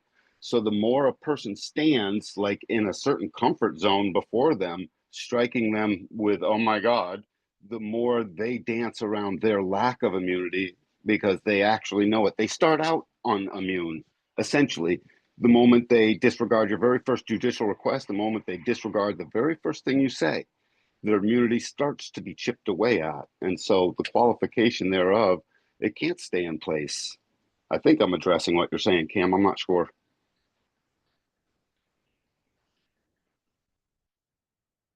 Yes, bro, that was perfect. You did well. Thank you. Could you put that thing that you just had on rights back up there so we could look at it? I'll put this document in the chat for everybody. What's going on here is, let's get another quote. A distinction must be here observed between excess of jurisdiction and the clear absence of all jurisdiction over the subject matter. Any authority exercised is a usurped authority, and for the exercise of such authority, when the want of jurisdiction is known to the judge, no excuse is permissible. None. None. You don't get excuse to do what you want. That's not how this works. Okay? You're acting outside of your ability to do so. Voidable judgment. Let's go back up actually for a second. The high courts again have further decreed that want of jurisdiction makes all acts of judges, magistrates, U.S. marshals, sheriffs, local police, all void and not just voidable. They're already void on the face of it. It's already void. I keep messing up this plug-in somehow.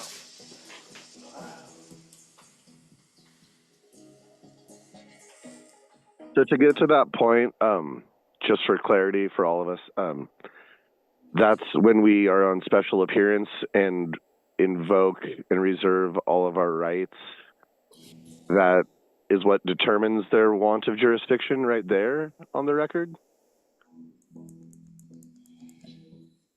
Or like if one were to appear first arraignment, since we don't get the indictment, or is it a filing, or is it that first address that immediately does what Dan's talking about to chip away at that?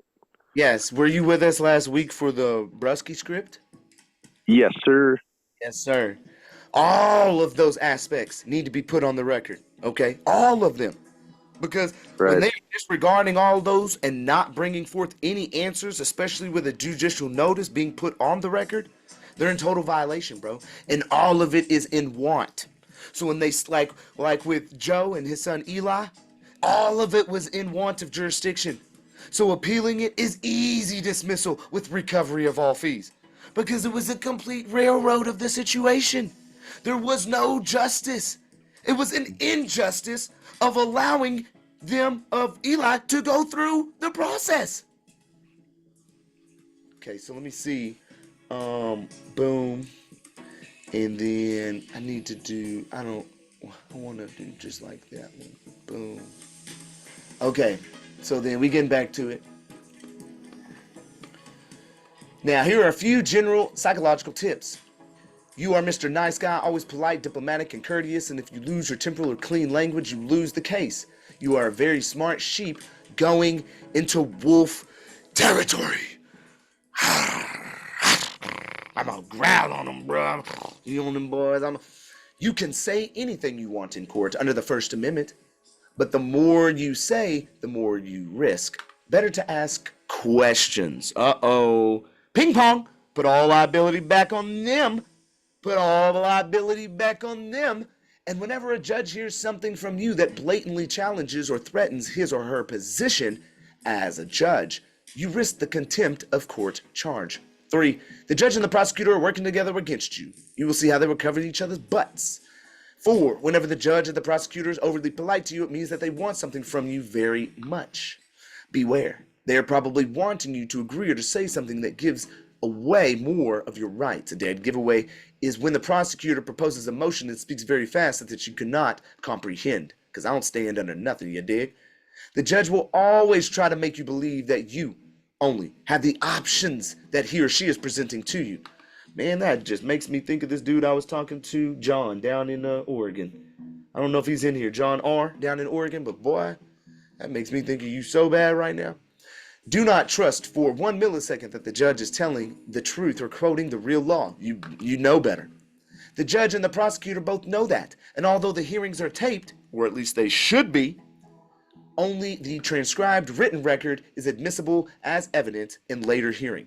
You can suspect they will try to get you to believe something or communicate some lie or manipulation that will not appear on the written transcript. Oh, they are just so clever. The judge is conditioned to hear grossly distorted versions of reality from the opposing viewpoints from the attorneys, liars, who in turn expect the judge to rule in their favor by making the other attorney appear to be a bigger liar. Exaggerations and false premises and false conclusions of the primary tools of the prosecutor, and they will both interrupt you while you are talking. Learn to object immediately and limit their abuse. If the judge determines you to be fighting loudmouth patriot radical with a bone to pick, he or she will probably make things more difficult for you. You will not be allowed to make very many, if any, constitutional claims or arguments. Know the psychology. Know the psychology. Know who you are. Know that you've already won. Know that what they bring forth will never defeat you because you have too many options and loopholes. It's like Joe and Eli was sitting here and they like, what do we do next? And it's like, they just railroaded us. It's like, let's go. We moving up. Let's go to the next option. We're getting even more powerful now. Now we're getting to the stage where you can get remedy. Let's get out of the bullshit where they have want of jurisdiction, and let's get to somewhere we can get results in big boy conversations. They wanted them immediately out of there because they didn't want nobody else to hear anything they had to say. We're just going to find you guilty, bro. Instead of dismissing it, you can take it up to the higher courts. We'll talk to you about it. Well, let's do it then. Thanks. Because I know they talk about these things. The judge will be watching and listening to you to see how much you know about your rights and the law. Of course they do. And if you know enough, you win it, bruh. This tells him or her just how much they can get away with in court. The less they think you know, the more they will let their guard down. And this is so true. This is so true. So when we come in there too heavy sometimes, you can come in there speaking everything you need to know, but don't go in there arguing either. Like, oh, you can't do this. Don't do that. Let it fly. And if you got to file a document and they get hit with that document, when they get it, they're going to be like, damn, that dude, wow. I haven't had one of these in a long time, especially from someone who's defending themselves. They're going to be surprised. The judge and the prosecutor are very slick in their technique. They will be both playing according to what they think you can know. If you impress them as being very knowledgeable as your own defense counsel, they will tend to be very careful not to expose themselves on the record. Do you see how they have literally spoken what I literally did with Hood River by putting in a weak, limping ass complaint that was not powerful, right? I came in limping like I'm hurt, and they came in weak, and I came back hard, and they didn't even reply. They're pretty much tacit acquiescing, waiting for a default motion to be filed on my behalf. Literally, that's what's happening. They've been, because they have to at least have, like, if you go past the 14 days and then you don't file a response for an extension or an excuse, literally within the rules, it falls under a tacit acquiescence of that I'm right. That's how this works. I'm going to win my Hood River suit. We're literally there. No cap. That's how this goes. So they've been pulling this stuff off for 150 years in their refined and corrupted system. The judge and the prosecutor must, by definition, violate the law in order to win the game. They do it all the time. Oh, the judge and the prosecutor must. Again, that's why I say you have so many loopholes. Get into your loopholes. Get into them. Give me them. Bow chicka bow wow. Give it to me. We need a soundboard in this thing. Where's the soundboard? How do we set up the soundboard in this thing like we did over in Discord? We need that. We got to figure out how to do that. We're going to have to figure that out before we get to the next meeting in the Discord. Okay, guys? If anybody wants to look that up, soundboard in Zoom. That'd be great. The judge and the prosecutor, maybe there's just an online soundboard, but yeah, I don't know. So by definition, violate the law in order to win the game. They do it all the time. Yep, we went through that. So the judge is very good at avoiding questions when you put him and her on the spot. So you must be even better at steering the judge with your questions into a corner. Oh, beautifully said, which I love doing. And that is a good statement because we're also doing the same thing on the streets. That's the whole point of the Eddie Craig script. Now, I know my situation did not allow me to utilize the Eddie Craig script. It was a very, it was a different situation. I was not in the car. I wasn't going to allow him to pin me into the car to thereby get jurisdiction to establish it to be like a traffic stop. I didn't want to give him that because I knew that could be his only crutch, right? So, and that's why Eddie Craig says, hey man, if you can jump up out the car and lock that door, by golly, so do it, you know?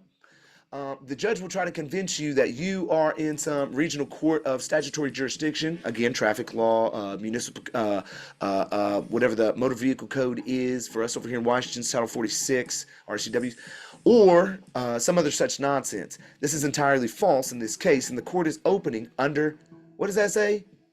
What does that say? What does that say, somebody? Color of law. Color of law. It looks like it, but it ain't the same. Y'all be going out there to that museum and you think you looking at the real Mona Lisa? Come on now. Ah! You thought you was looking at the real Mona Lisa? Come on, man. You got duped, okay? You got duped. It's a phony.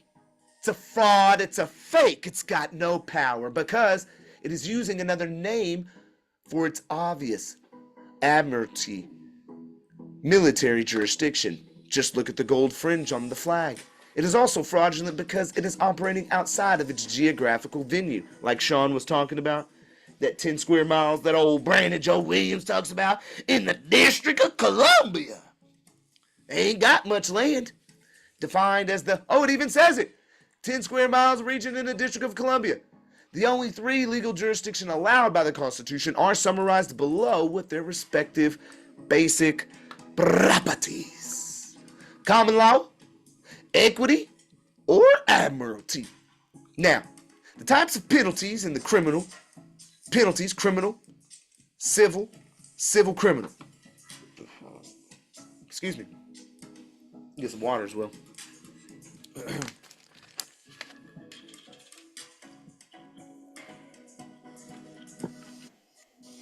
Now, the basis of law: God, Constitution, contract.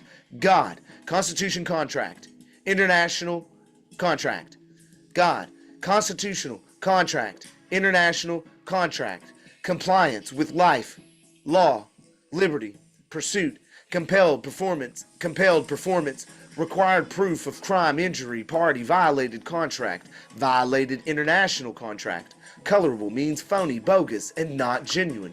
Chances are, if you or a court hasn't yet converted over to Article 3 common law yet, as per sealed executive order from the U.S. Attorney General, then it is fraudulently operating as a statutory court of the commerce with international jurisdiction. By holding a court to a legal jurisdiction, you automatically expose their fraud. So let's say, it won't let me copy this. It's so weird. It'll let me search for it, but it won't let me copy it. That's odd. Kind of weird if you ask me, but okay. So then we'll copy it here, and we'll say, watch this, y'all. This is going to be cool. I'm going to use, which prompt? Which thread am I going to dive into right now? Who's going to have a good, which one's going to have a good?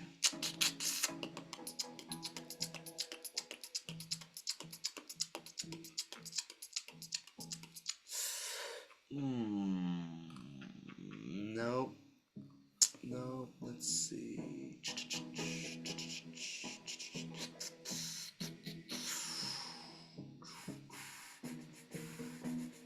Let's see, which one do I want to use?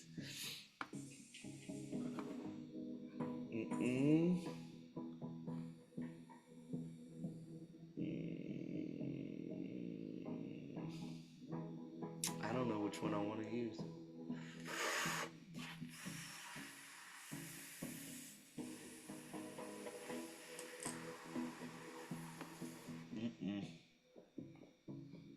I guess I'll use this one.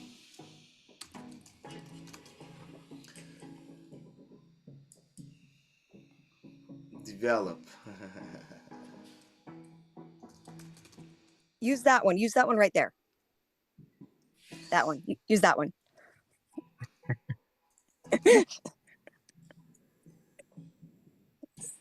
No, wait. Use that. Yeah, use that one. Chill. Frosky. Frosky. Brasky script. Yeah. Wait, are you gonna use that one? Use that one. I think you should use that one. I think you should use that one. I have two. I think this is the one. How many of you think you should use that one? He should use that one. Told you. I concur.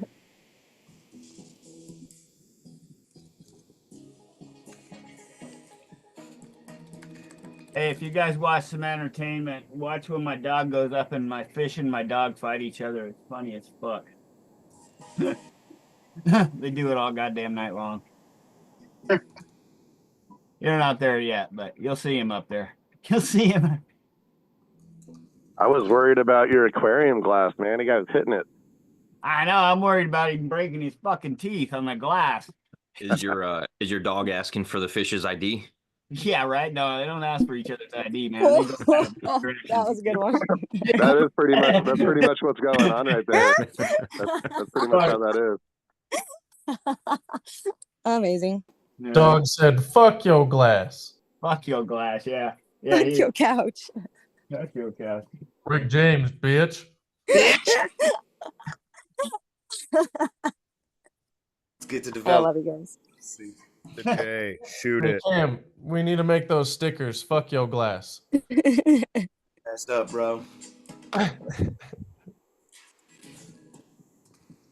He's fucking nuts. He's fucking nuts.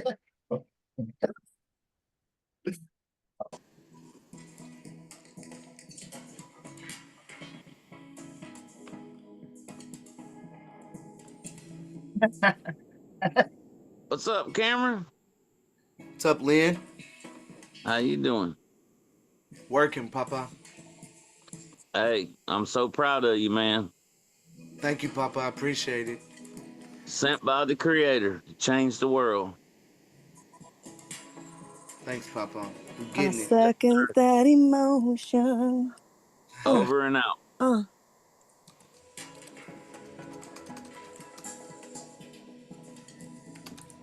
Let's go, bro. Let's see what we got.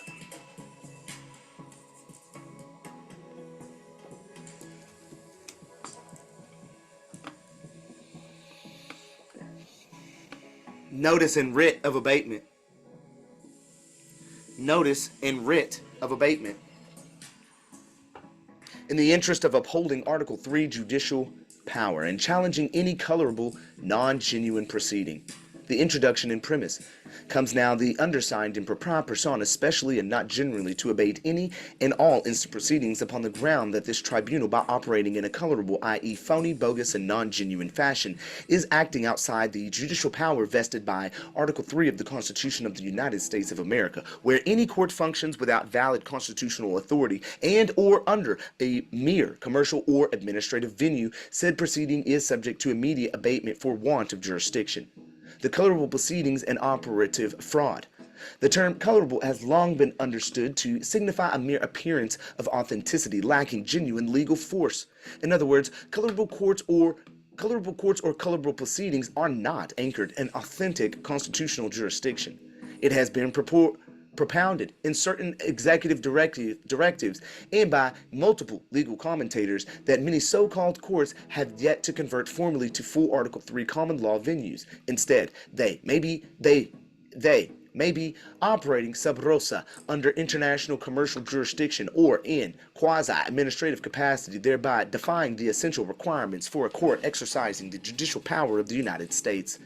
A statutory or administrative proceeding masquerading as a judicial form, i.e. failing to align with the Article 3 requirements, is void for want of constitutionally vested jurisdiction.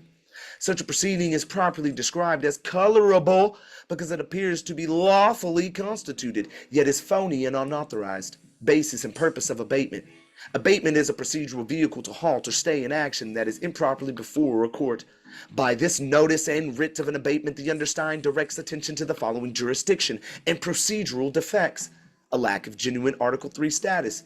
If this forum has not explicitly confirmed its standing under Article 3 of the Constitution and is instead operating under a mere statutory or commercial guise, it lacks genuine judicial power.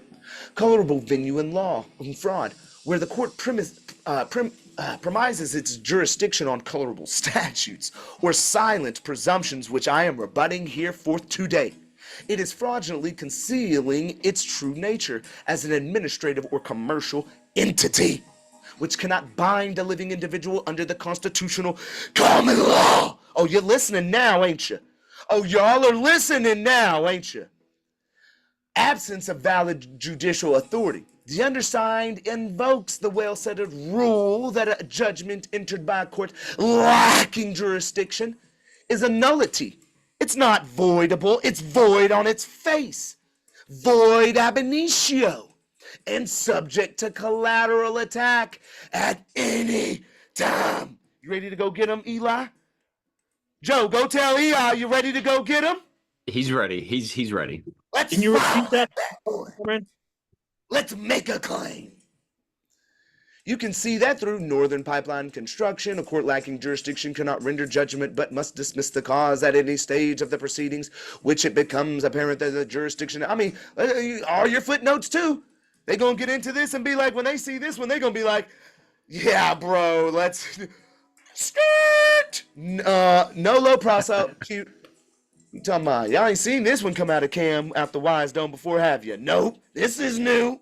Thanks, Doug. Everybody unmute and say, thanks, Doug. Thanks, Doug. Thanks, Doug. Thanks, Doug. Thanks, Doug. Thanks, Doug. Oh yeah, I found this on this YouTube channel. This African fella, I can't remember his name. Yusuf yeah, that's where I found it. Yusuf has that document also. So it might have been on he his. was talking on it. But not this. But not this. No. This abatement. Yeah, no. This abatement. Hey, Cam, you better share that view link in the Discord. I gotcha. So the undersigned determines demand for clarification of the jurisdiction. We ain't asking. We're demanding. The undersigned demands this tribunal place on the record the specific source of its claimed authority to proceed in the matter. The Article 3 judicial power specifically identifying the judicial district and enabling the legislation consistent with the Constitution. 2, the nature of the proceedings. Clarify, please, to me, if you can, here and now, whether it is criminal, civil, or quasi-criminal, commercial, or administrative in its nature. And 3, competent witness or affidavit verifying that any of the claims against the undersigned are supported by a sworn testimony and or affidavit with personal knowledge. Should the court fail to demonstrate these elements with particularity, any further action would be ultra vires and deemed right here and now, while speaking on this or submission, null and void. Well, excuse me, and void, null. It's a nullity. It's void ab initio. Argument, fraudulent court of commerce. Oh no. Oh no. This is going to hurt them from now on. When this starts hitting the courts, oh no. Are y'all ready? Look, everybody wants this one, don't y'all? Oh no. Oh yeah. Dang. All right, y'all. This is the end of Operation. Yeah, this is the end of Operation Wisedome. I gotta go. They calling me. You know, I got no. I'm joking. Okay, so. All right, so argument in fraudulent court of commerce. 6. If this tribunal purports to act, oh my God. If this tribunal purports to act under mere statutory or commercial regulations any further against me, absent an injured party or criminal indictment brought under the Constitution, you will be held liable because it is effectively and an administrative forum engaged in corporate or commercial enforcement without consent. Such operation is consistent with the notion that many so-called courts function as a private commercial entities or legislative tribunals and not as a genuine Article 3 courts. You see how the universe works? I'm going to tell you how it works. Somebody came in and mentioned the other day, all that matters is the Article 3 courts. They was hounding on it in the Discord hard. Just the other day, bro. They were flooding it. And then Doug comes across and he shares this document. And then we get to scoping and scooping and diving and jiving. And we're all back now to Article 3. And how to immediately stop that shit. Just to stop it. So let me share that document with y'all. We're going to move into the last segment of today's show, which is just introductions on new people that are here, as well as conversations and seeing where people are at as far as wanting to kind of share their stories, as far as what they've experienced, and just get a collective mind frame on what's going on again. But yeah, how y'all feel about some of the stuff we've been going through today? You dig? Time out. You haven't sent us that document, Cameron. I'm about to do it right now. I just wanted to set up the conversation good for everybody. Hold up, wait a minute, don't stop, get it. Let me put some pimping in it.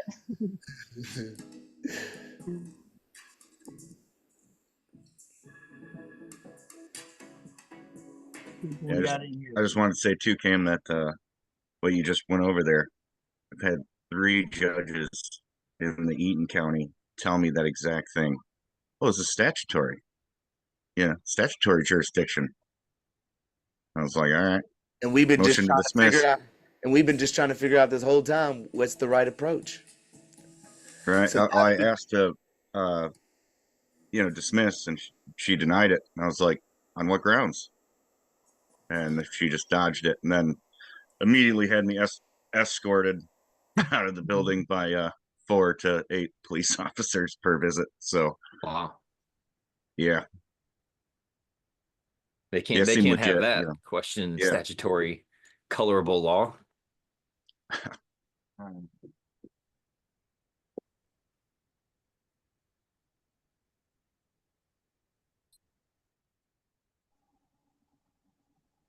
Procedural process.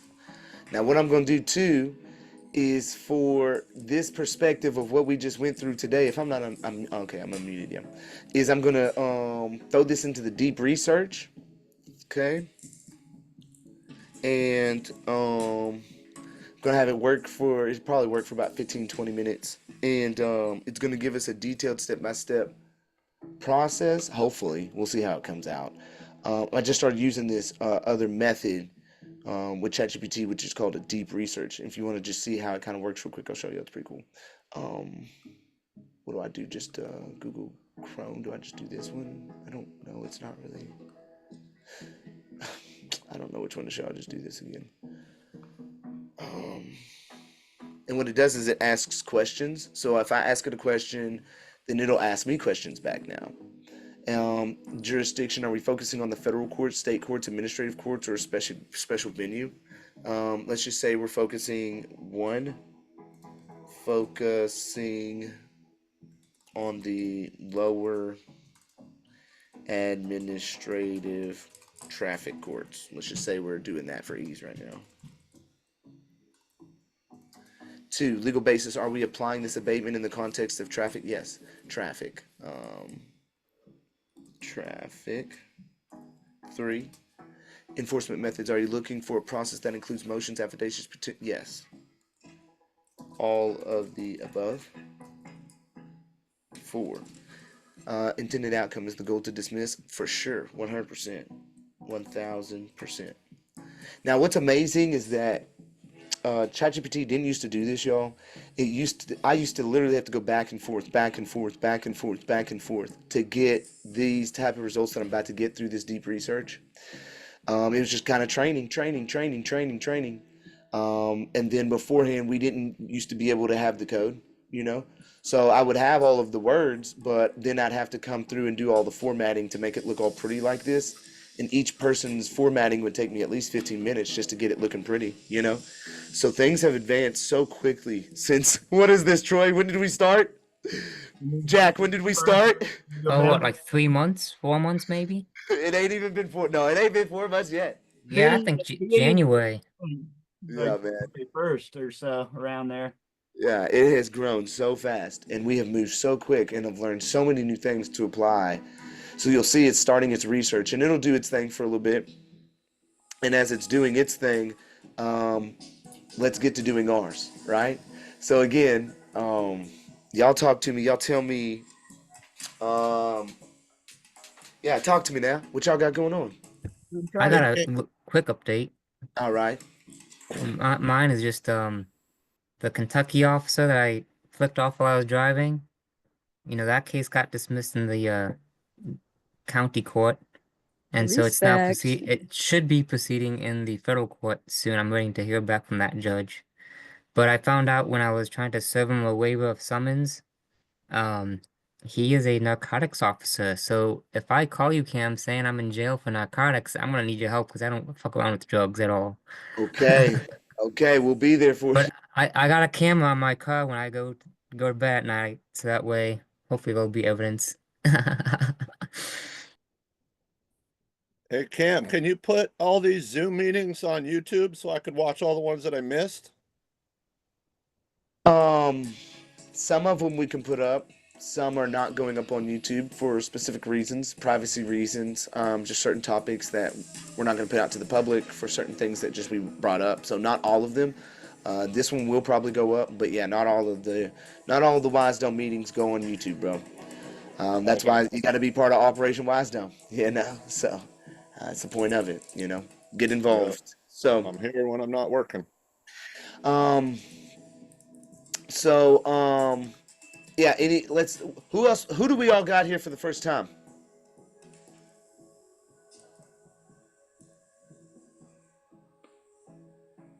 If y'all can come up and introduce yourselves, tell us where you're from, what brought you here, what platform you're coming from, and what you're looking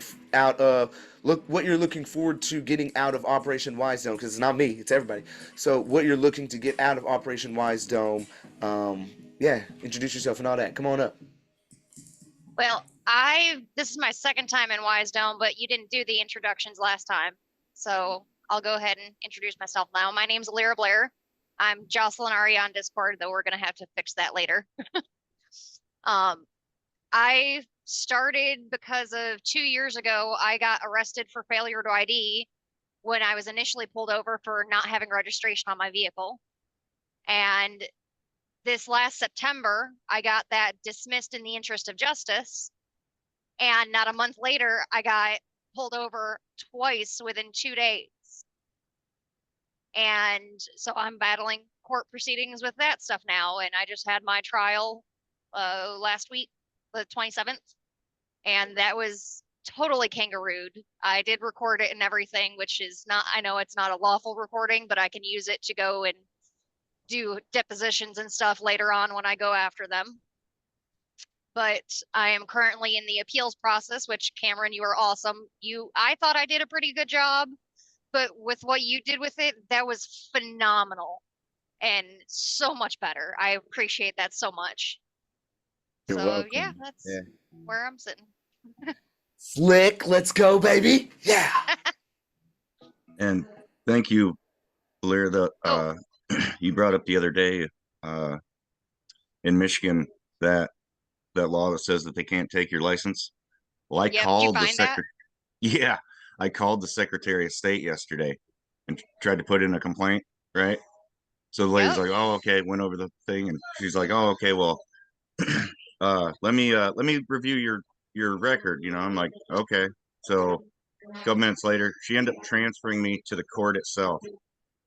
And it was like 5 o'clock, so of course nobody was going to answer. So then by the time I call back, nobody's going to answer. You know, I was like, but oh man, that was I couldn't record it because my phone was dead. But yeah, they just did real hard to dodge that one. So Yeah, I was so mad when they passed that law because it was right after I had just finished reinstating my license back then, and because it had been violated for the same reason.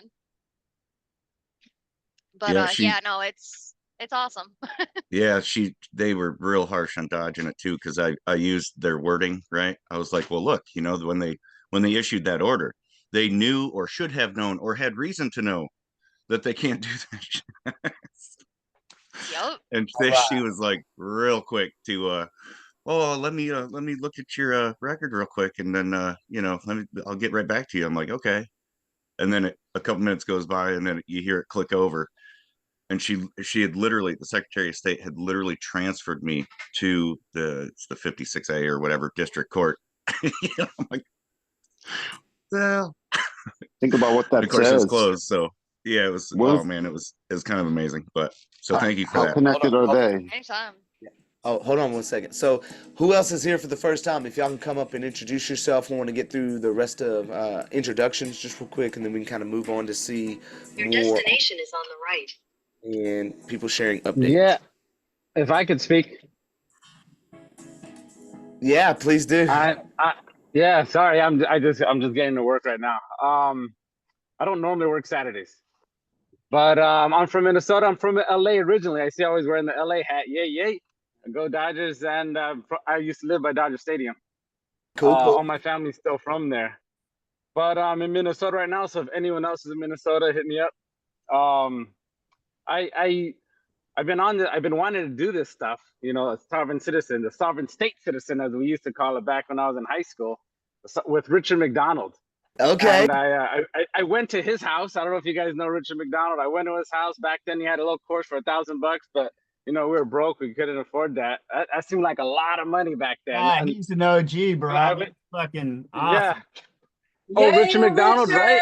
Richard! Yeah. Oh, that guy was, bro. Yeah, like, yeah. And then that other guy, I met the other guy too.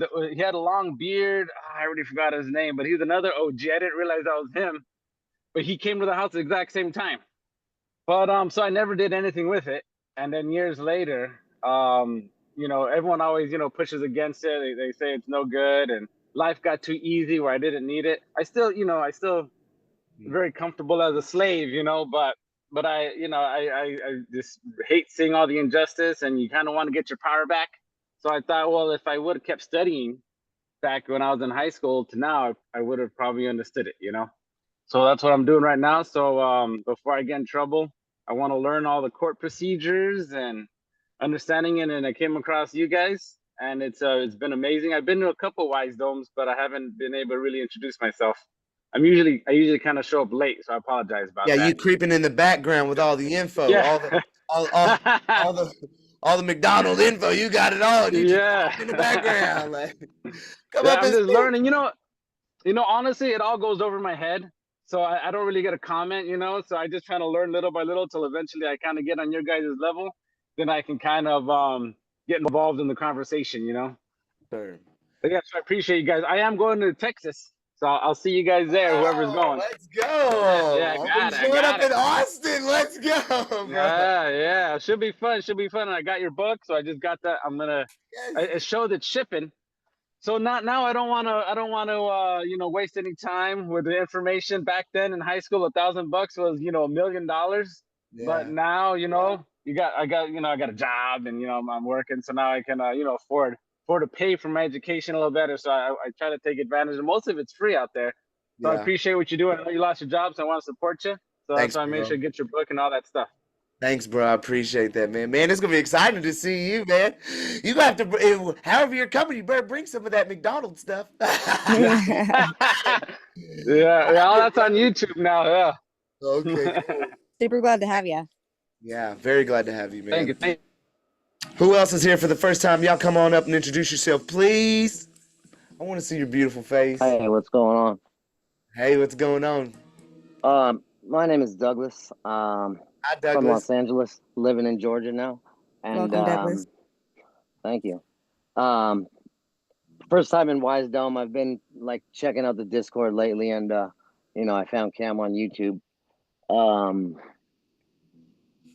I have a few an issue that I got to deal with on Monday, and hopefully it'll get dismissed. But I definitely have been getting a lot more ammunition and understanding of what I got to do and what I got to say, which has been a help. I mean, I've kind of dabbled in some of this as far as just reading some things and then going sometimes like I wouldn't be able to find where a specific quote of a statute or a ruling was coming from.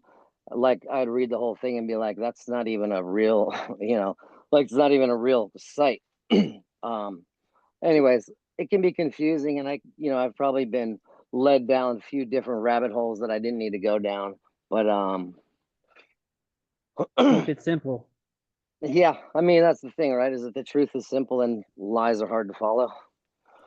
But yeah, I mean hopefully it all works out, and I definitely just want to keep going down this path of freedom. There only So can be that's me. one. Now let me Yeah. ask you this. What have you found most resourceful within Operation Wisedome thus far? I think the main thing that's been the biggest help is just the realizing who knowing who I am, and realizing that I'm a creation of the Creator and not just a subject to the government. Yeah, absolutely. Because I would find myself looking for, looking in the statutes for the recourse or whatever, and it's just not really there. At least what I look up in Georgia, like their statutes are written all fucked up. They don't give the definition of driver. They just say anybody who is in control of. Wait a second. That in there and of itself is a tacit acquiescence to what? That's a good thing. They don't define driver. Neither does Oregon. No, they do define it, but they define it as anybody who is in operation or control of a vehicle, automobile. Hey Doug, does it say any person in control? I'd have to double check on it. It may Probably say says person. Yeah, it says Yeah. person. And if it says person, then it's overly broad and vague. Because a person can be a corporation, it can be a city, it can be a town, it can be a county, it can be an organization, it can be a foundation. But I guarantee you what, I am not any of those. Right. Oh yeah, absolutely. So then we invoke in the rule of lenity and getting them out of that aspect of thinking that they can just put us into their statutory jurisdiction of those persons, because that's all they have jurisdiction of. That's how it works, bro. Right. Yeah. No, exactly. And that's the thing, is I got to always remember the legal definitions of all these words that, it's like person, and I know the definitions, and then I'm like, I go, fuck, and I just read right past it as if oh yeah, that applies, Right. You don't. And that's the No, juice. I know That's it the doesn't. It's juice just there. something I gotta remember, But it just comes with repetition. Yep. But Practice. Yep. Practice Doug, makes progress. Doug, we glad you in here, Papa. I'm glad there's a here to be in. Bro, can I just say one thing for the new people? Like, I found No, this. you can't. I'm gonna. I found this group. Like, it's been about 2 months since the first time I even came across Cam's work, and then the channel maybe 7 weeks ago, or into the network, and the amount of resources, not only new people but documents and knowledge. And from the first time I was like hearing people spout off codes, and now I'm sitting here spouting off codes, and I have all these new friends, and I have tons of documents and tons of files, and so much more just from participating in like osmosis. And I could spout off 10 codes right now, and I've got a bunch of new friends, so it's really empowering. So I'm happy for everyone to be here, you know. Oh, that's awesome. Yeah, I appreciate it. Who else is here for the first time, y'all? Come on up. Yo, Cam. It's actually my second time. Okay, but joining the live. Pierre, I want to see Yeah. your face. Yeah, I want to see your face, bro. I bet. Yeah, I bet. That's how it goes. You're going to have to show me who you are. That way, if you're a secret agent, at least I'll remember that was the secret agent that came in. That's right. Nah, none of that, bro.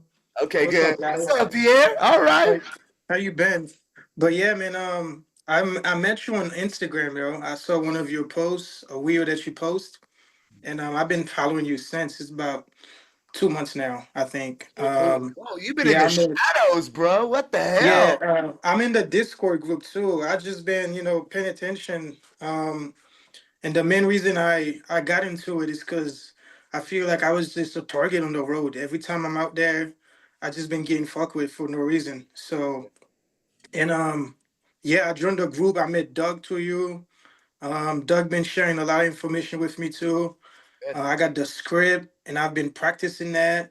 And I also been sharing it with my friends too. So I've been trying to put them on. Yeah, getting them hip. So yeah, man. I think what you're doing is pretty dope. I fuck Oh, with it's it. not me. Don't say. Wait. You say it correctly. What we doing? Ah, there it is. What we doing is dope, man. Yeah, it's I get a lot of information, knowledge, stuff I didn't know exist. Yeah, dude, it's pretty lit. Yeah, it's lit.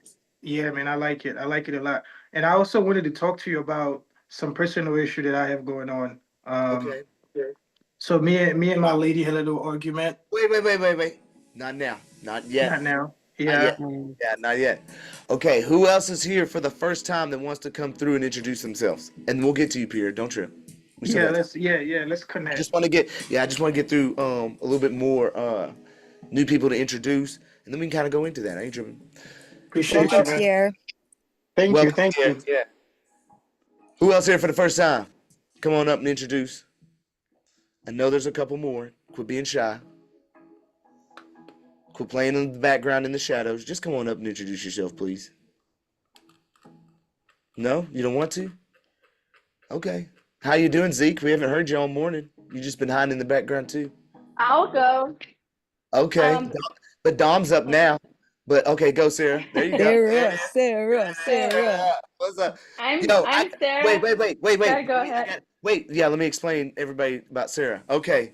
So me and Sarah have been through the ringer these past week and like 9 days. We've been closely working together. My girl, she hit me up last week, or was it? It wasn't. Yeah, it was last week. It was over a week ago. It was because the first incident happened. Tomorrow it would be 2 weeks. So we talked the following Wednesday then. I think I discovered that you do consultations on Monday, and I immediately bought one, and then I booked. I took like the earliest time I could to book a consultation with you. Yeah. So then we talked for the first time that Wednesday, and it's been a wild ride ever since. Yeah. What I want you to do real quick is why don't you kind of like share what's happened with you, right? Because I asked people earlier to kind of share an update. So why don't you share your story? Because I don't even think anybody in the Operation Wisedome has heard your story yet, and it's been a pretty good Well, I know it sucks for you, but you know, you got civil suits on the back end, but just kind of the things. Yeah, go ahead and lay out your situation. Go ahead. Okay. Do you want me to give any background on me Yes. or Yeah. just Yeah. Go ahead. okay? So I was born and raised on an Amish family farm in southern Minnesota, and I'm currently in Iowa. I left the Amish lifestyle around just before I turned 19, and I actually wasn't a citizen per se until I think I was at least 17 because my parents waited to get my birth certificate and social security number. So, anyways, I thought that was a pretty important thing for me to have before I left. And just with that background, like we had nothing to do with government, and just the thought of like going into a courthouse or even dealing with any officers, that was like pretty terrifying. So I feel like I'm an infant in all this stuff. However, I've been learning over the last 4 or 5 years. I've been hearing about some of this stuff, studying some of it, and then last year some of it clicked enough to where I was like, okay, I want to experiment with it. And then so on the 3rd of March, I think that's the day that I got pulled over. So the officer wanted me to, well, first of all, I went through Brandon Cho Williams' course, and I got the passport and the diplomatic plates. And then when I got pulled over, he pulled me over for speeding, and then I wouldn't give him I was basically at that time I was like reserving my rights without telling him that, and I don't feel like I handled it very well. However, they were also very much in the wrong. And, you know, long story short, they ended up arresting me at that time and towing my car and putting a hold on my car. And then I got out. They charged me with like 6 different charges.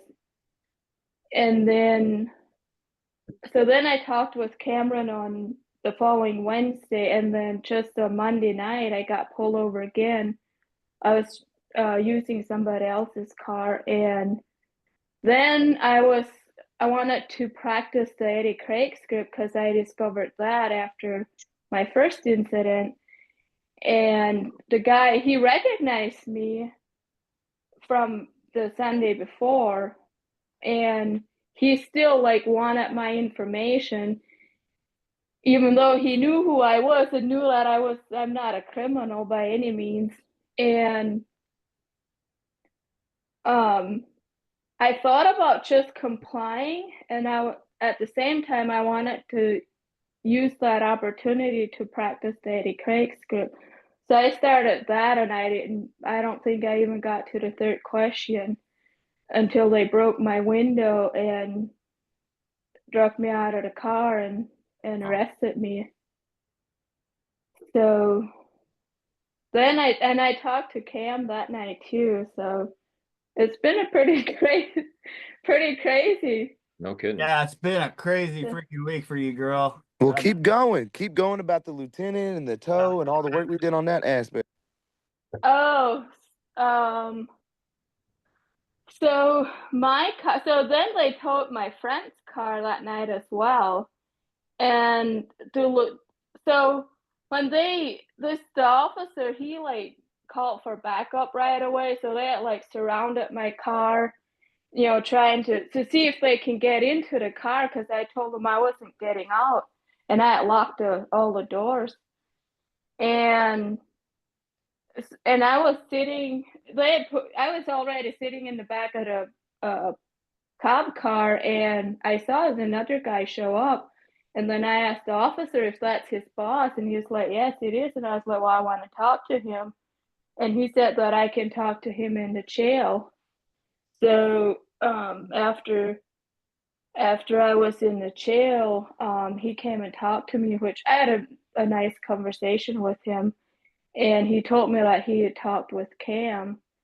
And then I was asking him about my car because the tow company wouldn't let me take the car out, even when I told them that I'll just take a truck and trailer and come and get it.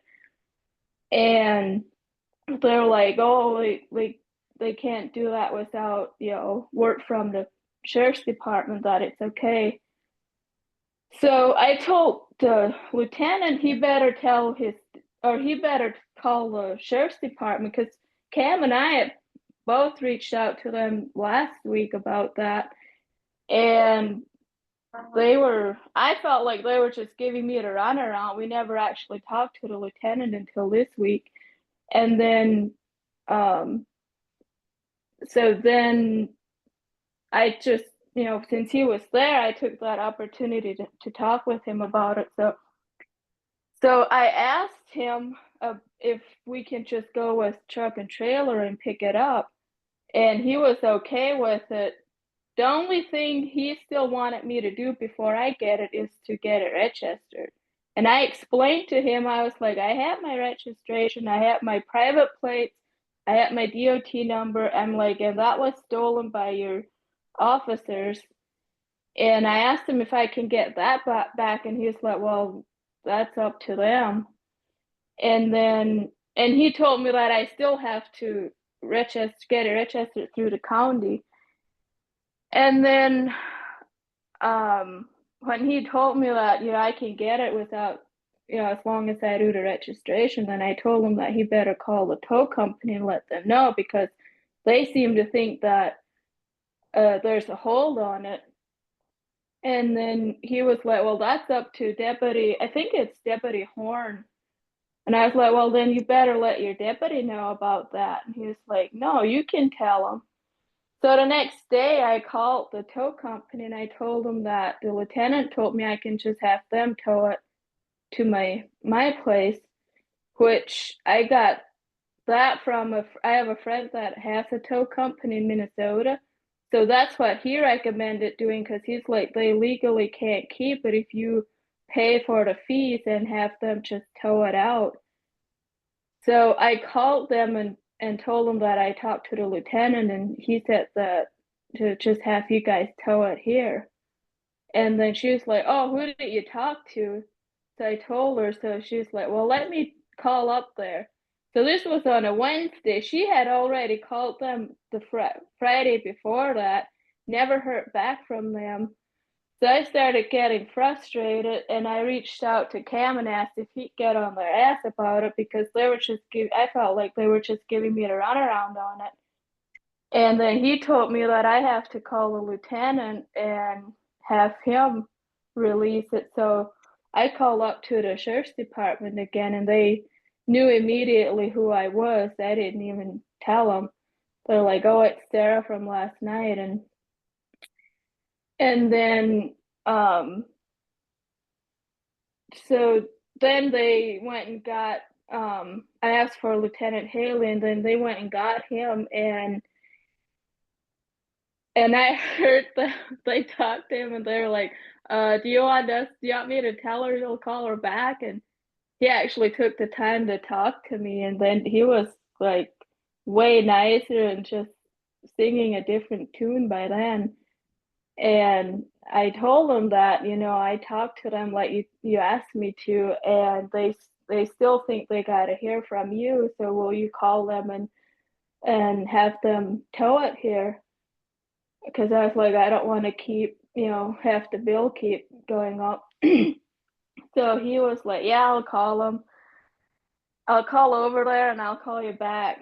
So he called them, and then he called me back, and I missed his call. And here's the funny part.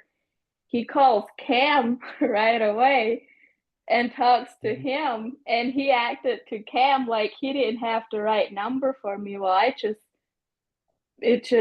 missed his call, and he left a message, and then he called me back later and told me that he called me back and wanted to make sure that I got his message. So I thought that was kind of funny that all of a sudden he wanted to make sure that we know that he talked to them and stuff. Yeah, Cam's discussion with those lieutenants was that lieutenant was brilliant, both that night and the day after. Yeah, his tongue flipped like a freaking head quarter. Yeah. It was beautiful. So yeah, I'd totally be lost without Cam and all you guys. So I really appreciate everyone. Because I feel like I'm an infant in all this. That's funny you say that because I was just thinking, wow, like I look up to you a lot right now. You are so brave. You are incredible. Like when you just sat there and said, I was gonna comply, but then I was like, nah, I think I'll practice my Eddie Craig. I was like, who the fuck is this? For real. Like you are a warrior, like straight up. Like you like I felt I look so up to you a bad lot. afterwards though, because I was driving my friend's car and they broke the window. I was like, shit, I should have just given them the passport because now it's not my car. However, I was able to get the car out and get it fixed, and I haven't even told my friend yet. I'm planning on waiting until this is all over with and then tell them the story You're so we very can brave. laugh about it. Now let me ask y'all. Now let me ask y'all something. Wow. Is what the cops did justifiable? No. Okay. No, Now absolutely what's not. crazy Nope. about No. this? Let's do this now.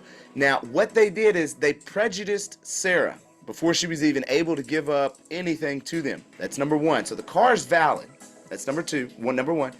Number two is there was no aspect to break the window. They already knew who she was. But one thing they did not know or could not know is if in the instance from when they had first met her to up until this point, had her status changed in any driving aspect, if her license is suspended, did they know that? Could they have known that? No. So they're going off a presumption and bias from the jump to operate in the aspect in which they're operating, right? So what that still doesn't give them justification to bust open a weapon. There's no crime that's been committed here. So that's what I'm saying, like she was asking questions. They didn't give adequate time to get her questions answered, thereby bringing force and violence, thereby now giving Sarah a great opportunity to move forward in civil court, to bring forth a complaint. I mean, easy complaint. What was the use of force for? How can you justify it? You're saying non-compliance? How was I not complying? I literally said we're not there yet. I literally need to ask these questions to establish my rights first and to make sure that you are going to respect them. And if you don't have the patience to do so, then maybe you don't need this job. It's like, I'm going to work in customer service, but yet I don't like serving people. Like, then don't work at customer service. Like, if you're going to come and be the cashier at the job and you're always going to have this attitude and not nice and forthcoming and please come again and all that, and you're just going to be this bitch at the cash register, just don't work at the cash register then. Just go in the back to where you don't have to talk to anybody. Okay? That's how I see it. So, Sounds like every court clerk I've ever talked to. damn, that sucks. I'm sorry, Papa. Yeah, Well, and police is customer service. put them on blast, bro, and get them removed. You have all the power. Rally up something and get them removed. It's not very hard. Record the interaction, present it in a community meeting, get the support, and I guarantee you they start to get their act straight because you're going to have other people going in and now recording to see if Miss Joanne, clerk of the court, starts acting right. And if she continues to do it to other people, then by golly gee, get somebody else. We run this shit. Let's stop complaining and then make it work. Love it. Yeah. No, for real. A lot of people are complaining and they're not taking action. And this group, Wisedome, helps you take that action, helps you give you that knowledge, that wisdom to apply so that you can take action. Now, can I ask a question? Oh shit, my bad, bro. Unmute yourself because I heard the background noise and I muted you. So unmute yourself, Doug. My bad. Oh, my bad. So I have a question about 3 years. About 3 years ago, I got pulled over, and immediately the fucking cops came up and just smashed my fucking window and ripped the door handles off my passenger side and the driver's side. I had a passenger, and like pulled me out of the car and threw me on the fucking ground. and I was like, I think you got the wrong fucking guy, you know. But I didn't even have a chance to start recording anything like that. But you know, is this something that I have to let go because I don't have a recording of it, or how does that work? It is very hard to prove in court. Yeah, I mean, there was probably like six or eight cops. You know, that's why I was literally like, okay, I think you got the wrong guy, because I was like once I got off the freeway, I was surrounded by fucking cops. You know, You can always challenge jurisdiction, though, always, at any point in time. Is that something that's? I mean, it's not. I mean, the thing is that I never went to. I never had a court case about it. Like, I returned the tickets to him. What is that? Yeah. So after I got a bailed out of jail, I returned the tickets to him, and then I never heard anything back. How long ago was that? I was like 3 years ago. Oh, Does the cops have? Do you have any body cam footage?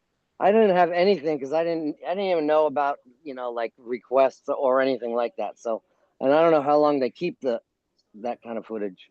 They should always be kept. Oh, forever. I mean, maybe I can FOIA it. I'd have. Yeah. I mean, That's the gonna only be thing your I best have is bet. like, the only thing I have is like, I think what copy of one of the tickets or something like that. You could try to but get the incident report from the department. Right. And I did Start have there. a passenger, so I mean, there is one other witness. It wouldn't just be me saying I got fucked over by all these cops, but beauty. It was just something curious that I'm like, is that, you know, something that I just had to like take, and, you know, doesn't seem right that I would have to take something like that, but it's not right. And, you don't. Yeah. You're And the man. cops out here in Georgia, they just love busting out windows. I had another state trooper try to break my window. I'm like, hold on, dude. I'm trying to look and roll the window down. You know, like they try to do shit with impunity, like, oh, we're above the law. Let him break it. Let him break that shit, bro. Oh, he tried. He was too weak, but I mean, I still got the scars on my window. But you know, the thing is, I had just replaced the window. I'm like, dude, I don't need another broken fucking window. Anyways, Georgia's a weird place as far as law enforcement goes. The only thing I would comment about that is that you have a statute of limitations to bring your charges. It's usually 2 years for that civil rights violation. Because, you know, when we were doing this, they didn't have body cameras. We didn't have videos. But when you write it down and say what happened, they usually admit to what happened, you know, because they know everyone was there. They know what was going on. They all were witnesses to each other. And they usually, you know, when you pin them down, they're going to say what they did because they really think that that they have the authority to do it. Well, hello, Zeke. Well, hello, Zeke. I've got a lot of things I wanted to comment on, but I've just been waiting. What up, Rusty? Saying nothing this whole time, old man. Yeah, well, you know, I talk enough. But I did want to mention one thing. You know, when I first came in, you mentioned that you and Tony had a disagreement. I don't know what it was, but that you guys could agree that you disagreed. Okay, and I think that's a very important point when we go to these courts. They want to say they got jurisdiction and they this and they that, and we can agree with them and say, okay, we agree. Your position is different than ours, and so you can either drop it because we know that everything they're doing is void and they know it, or we can take it to our court, which is the judicial court. The other thing about all of this is and someone asked the question, okay, it's void when they bring their initial paperwork. That's what's void. It's not, we don't make it void by our objections. We don't make it void because of, quote, who we are. It's already void because of their initial action. So you got to kind of remember that, because we all think that, you know, who I am, what I am. And, you know, it's important to know because their initial action is against the God's nature. Their initial Right. action is the injustice. So it doesn't matter whether you got a license or not. It doesn't matter whether you're called a sovereign citizen or not. It doesn't matter what you call yourself. Irrelevant. No Yeah. matter what anybody says or anybody does, it's the initial pleading that's void on its face, and it's void. They can proceed past it, but it's still void. Still void. Repugnant as fuck. Yeah, but you want it to you can we know that. And the key is again how you present. It's not what you're saying, it's how you're saying it, because they really have no clue. They're like little kids. You know, and you're going to scold them, but they don't even understand the scolding. We have to take it real slow for them and bring it out real slow and explain it to them, because they don't know. They really don't know. We think they know all this stuff. They don't really know. They're bureaucrats. They go do their job. After their job, they go drink, and they're concerned with a lot of other things, and they don't know the law. I don't think they want to either, though. Zeke. Check it, Zeke. Was you in here when I was talking about my attorney working my dog bite? No. So I have a dog that's working my dog bite because I don't want to work all the insurance and medical record stuff. And I had one happened last year at one of my clients' homes. So, in that though, we rarely talked. I kind of talked mainly to his paralegal. And in the very beginning of initiating him, I told him I was like, I'm looking for somebody to defend my Hood River. And so he didn't do it. He was like, no, I don't do it. So then anyways, the paralegal or something left. And so I talked to him in January, and then I just talked to him recently, last week on Wednesday when I got arrested. Or no, we scheduled for, I don't know, it was like Friday, I think, or Thursday. Anyways, so when I'm speaking with him, we speak for like an hour and 15 minutes. 5 minutes was about the dog bite. The rest of it was about everything I'm going through, and he's been watching our YouTube videos. I think he's in the Discord. I don't know, bro. Shout out. What's up, Greg? And, but the whole time we were talking, bro, he was like, man, it was crazy.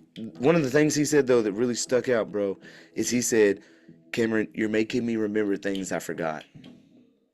Yep, that's right. First things you learn, because you know, and I just went back and looked at my one of my seminars that I put together, and I think it was the year 2000, and I'm reading it and I'm going, man, this really applies right now. I couldn't believe it. It's the fundamentals, you see, and when we learn the fundamentals, then, and the key is, remember, the fundamentals are the facts, the laws. We read all these case laws and we read these things. So then we know these are our actual facts. These are things, but then it's how we express them, how we put it together, how we explain it to these kids. These people are so that it's like he says, he don't remember that stuff because they got past it and they're doing it a different way. And that's another point, this Chevron doctrine. See, we didn't know that that's what it was, but we could feel it, that they're giving deference to the agencies, and they're lying, and the judges believe in them. And we didn't really understand that they were actually doing that. And that was the process. But now that we see that, oh, now we can see, oh, they've been coming with an advantage, and the judge is listening to them and reading in and going with all the presumptions that are being made. See, because complaints have presumptions in them. And we say you have to rebut those presumptions, but no, I don't. No, I don't. Say it right. Rebut that shit. Okay. Rebut that shit.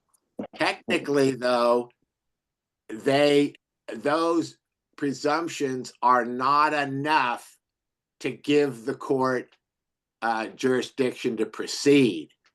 Whether we rebut them or not, it's still, I mean, it's a lot easier to rebut it. It's a lot better to solve the issue. But now we see that presumption isn't there anymore with the agencies.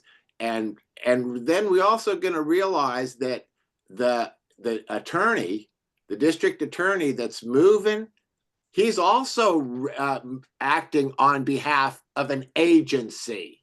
Yeah. It's not the police agency.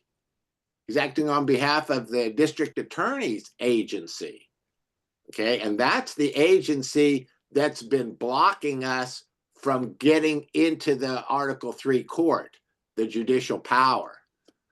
And so when we learn that, we have to go back and learn the fundamentals of the Constitution, the separation of powers, and what that Article 3 court actually is, and how we can get it. We are in it wherever we go. Say, and then that we can invoke that power. It's called judicial power when they don't have any judicial power, the cops or the commissioners or the DA. So that's why they ignore it. But when we bring them into it, because they are into it by their oath, and that they're going to follow the Constitution. So we have to bring them into it just with the understanding that we're all on the same side and we're all in the same court. And just to interject and back up what Zeke's saying really quick, I've been referencing a couple weeks ago when Brandon Joe Williams had an interview with the clerk and former bailiff in Ohio, and that guy was saying how, and this guy works in the system and is also a part of, his part is in this perspective, and he was saying how 90% of the time these people are literally going through the motions and just stamping and pushing stuff through and never being challenged and never even considering what they're doing, so that if it's 99 out of 10 times, just by the fact that an individual, a living man or woman, would push back and require them to consider everything, that right there is already just grinding their whole system just from the outset, and that they don't hardly ever get that, and that a lot of these people who are trained, they've never even considered any of it, that they're just stamping and filing and going forward, and that's the railroad. But you gotta, like you said, bring them back to remember, relearn, reconsider, review. So I hope that helps. Hey, Cam, I've got a question for you and Zeke. Here's my question. We're going to go all the way back to Carl Miller, Eddie Craig, Brandon Joe, and you. All these years, these fraud courts have been exposed through even case law. Why are we today still going through all this mess? To teach. You know how many people don't know it? Right, but all the people that have been teaching, and I mean, Carl Miller's been around since what, early 2000s? Right. No, before that, he's been in that, he's 80s. 80s, yeah, okay, yeah. And Eddie Craig, he's been around forever too. Why are we still having to go through this? Because the presumption, there's a presumption that you're going to comply with that jurisdiction. You're going to put yourself in there. I don't even think it's that. I think it's still just the lack of education.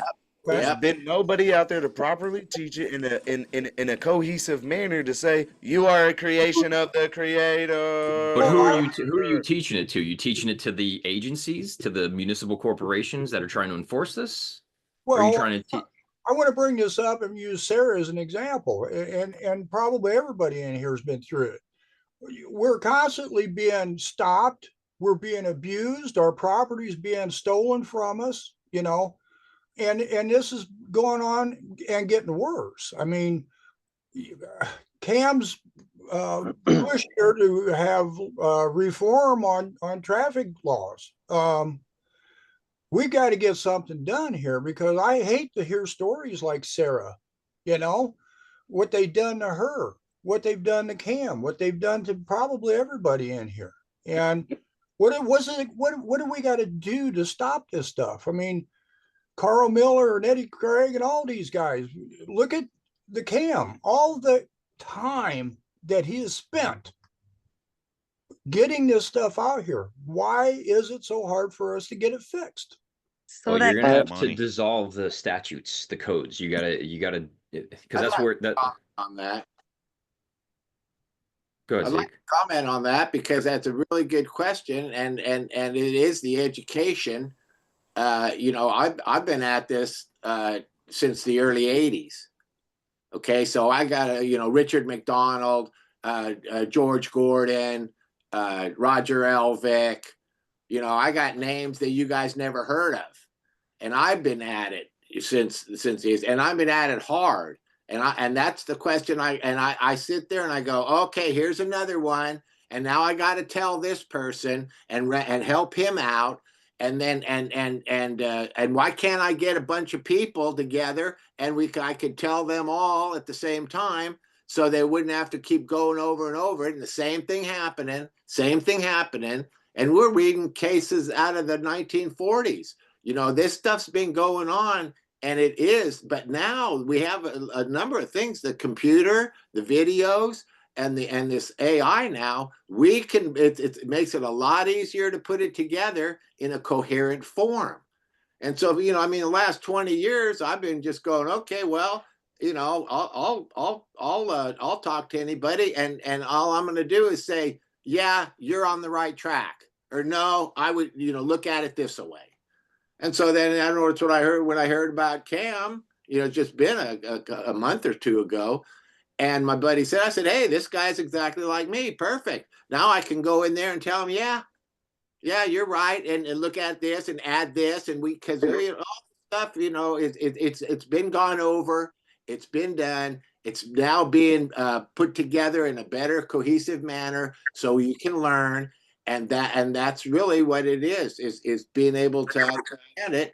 And you know, that's why I give seminars. You know, taking individual cases, yeah, that builds it one at a time, and it does need to be built that way. But if other people are watching and then have questions to get their understanding, because it's a game, and we're learning that their game is dead in the water. Well, and it does also seem like, you know, we've got Tanoa working from the top down in his own regard, and I'm sure there's others, and we're working from the bottom up. So it's going to be like the golden spike, you know? I say this too, like when you ask that question, and that was a really good question, by the way, Steve. What I want to say on that, you say why, man. The only answer I can give is there's a time and place for everything, bro. You know, that's why, like, I literally believe in the aspect of different realities above us that are able to move about our reality. I don't know. I've read a really deep book. This book. See y'all April 25th in Austin, Texas. I've really read this. Just book, say that. I've read this book right here. It's deep as fuck, bro. Like, look how thick it is. Okay. It's over 2,000 pages, and it is some of the hardest literature to read, as far as advanced in its wording and thought. It's called the Urantia book, and I don't subscribe to anything. I just learn and grow. You see what I'm saying? So what this has allowed me to do is comprehend and know through my own personal experiences, because I've done DMT, you know. I enjoy shrooms every now and then for a refresh of comprehension and knowing where I'm at in existence and knowing that there's more. You know, you look at the sun spectrum, we're only able to see 40%. There's a whole nother 60% of the light spectrum we can't even see. And that's within us, that's a very small bandwidth of the overall wavelength of all. So it's like, we got to really start comprehending that the great creator and all the principalities that work in and throughout on all the realms literally make things happen, because there is no time. It's always now. So, man, we got to, the best answer I can give to you, Steve, is it's just that time. It's also the 100th monkey. It's to get to the 100th monkey. We're there. God will test you. Even if we got everybody knowing it, God will test you. And you're going to have to be tested, and you're going to go through fire, because that's the nature of agencies. Sorry. Channel in the house. Whoop, whoop. Got all your channel real quick. Good, Channel. Hey guys, What up? what's going on? Yeah, you know, I in the last week, I've started to really express this a little bit clearer that, you know, if we want the Constitution at its foundation, we got to have two things happen. One is all the bullshit policy that the executive branch put into place, got to remove it. It's got to go away. It's all bullshit. But then the second thing, and this is what I'm working on now, is that all the bullshit that judges put into place, all their rulings that they erroneously call law, we got to get it out of there. And once we remove that, then the Constitution will appear back at the foundation. We'll be living in a world that we can all predict and that we all understand. But until we get the judge-made rulings out of there that they erroneously called case law and said that they could, until we do that, we're not going to see the Constitution there. We're not. Those are the two things that has to happen. You know. Thanks, guys. Thank you for inviting. Hey, I gotta say something. Something we have to remember is there's two sides. We're not the only side to this. There's two sides, and that the gentleman that Brandon was talking with, I sent him a message and I said, how do we get a bridge between us and law enforcement or whatever? I was like, it's the training that cops are receiving. Who do we go to? The chief of police, the sheriff, the police whoever trains the police. I was like, where do we go? Because I'll go talk to him and be like, why the fuck are you teaching these guys this bullshit? What's going on? You know, It's for money and control. I mean, that's why. For sure, That's what I but was gonna say. we gotta hold them accountable, and if we don't, nobody's going to. It's all the other thing is it's all money, you guys. It doesn't have anything to do with the Constitution. It doesn't have anything to do with any of that shit. What Right. happened, the truth, the reality, or any of that shit, it has nothing to do with any of that. It has everything to fucking do with money and greed and bullshit. Yeah. That's Yeah. I mean, and that's the bottom line. I mean, it really is. Like and all the and But I get once why you people know say that, it. but once you But know right. that, it's easy to get out of, right? Yeah. Well, you'd think so, but no, it's really, you know, No? giving these people a pass as far as, you know, being ignorant. That's not acceptable. It's never been acceptable. But we all just assume, and well, see, there's assumptions and presumptions on both sides, and we just assume they're going to do the right thing, and we just assume that they're, you know, that they know the law and whatever, and blah blah blah. And the reality is, it's all about money. Okay. That's all it is. That's Greed money and and money. control. Yeah. Personal and these ignorant cards, these ignorant cards to allow these people. I mean, if you just think about it, right? Do you really have to go? Should you really have to go to a police department and say, "Hey guys, it's not cool to break the law. You know, it's not okay to attack people for no reason. It's not But they okay to don't think they're destroy breaking the private law. property." Is the thing. Well, right. And why is that? Exactly. I mean, they're trying. Because we didn't go It's and train. ridiculous. It's ridiculous. It's because law enforcement has ceded its power to the administrative branch. So, you know, yesterday I was at the Rhode Island, the Attorney General of Rhode Island, and I was speaking with his chief investigator. Now, his chief investigator is law enforcement. That's his role, is law enforcement. But as I brought up the fact that the state has created a law that impairs the obligation of their contract, that is violating the fundamental rights of the people of the state of Rhode Island, he said, "Oh, well, I'm not an attorney." Right? Well, the attorney is part of the administrative branch. So what you're saying to me is you're ceding your power and your authority as law enforcement to the administrative branch, to the judicial branch. And there lies the problem. Like, I don't think that these law enforcement officers understand that they are an independent branch of government with an independent duty and responsibility. You cannot cede your power to attorneys. Right? Attorneys are administrative officers. They follow judicial rulings and case law and all this other shit.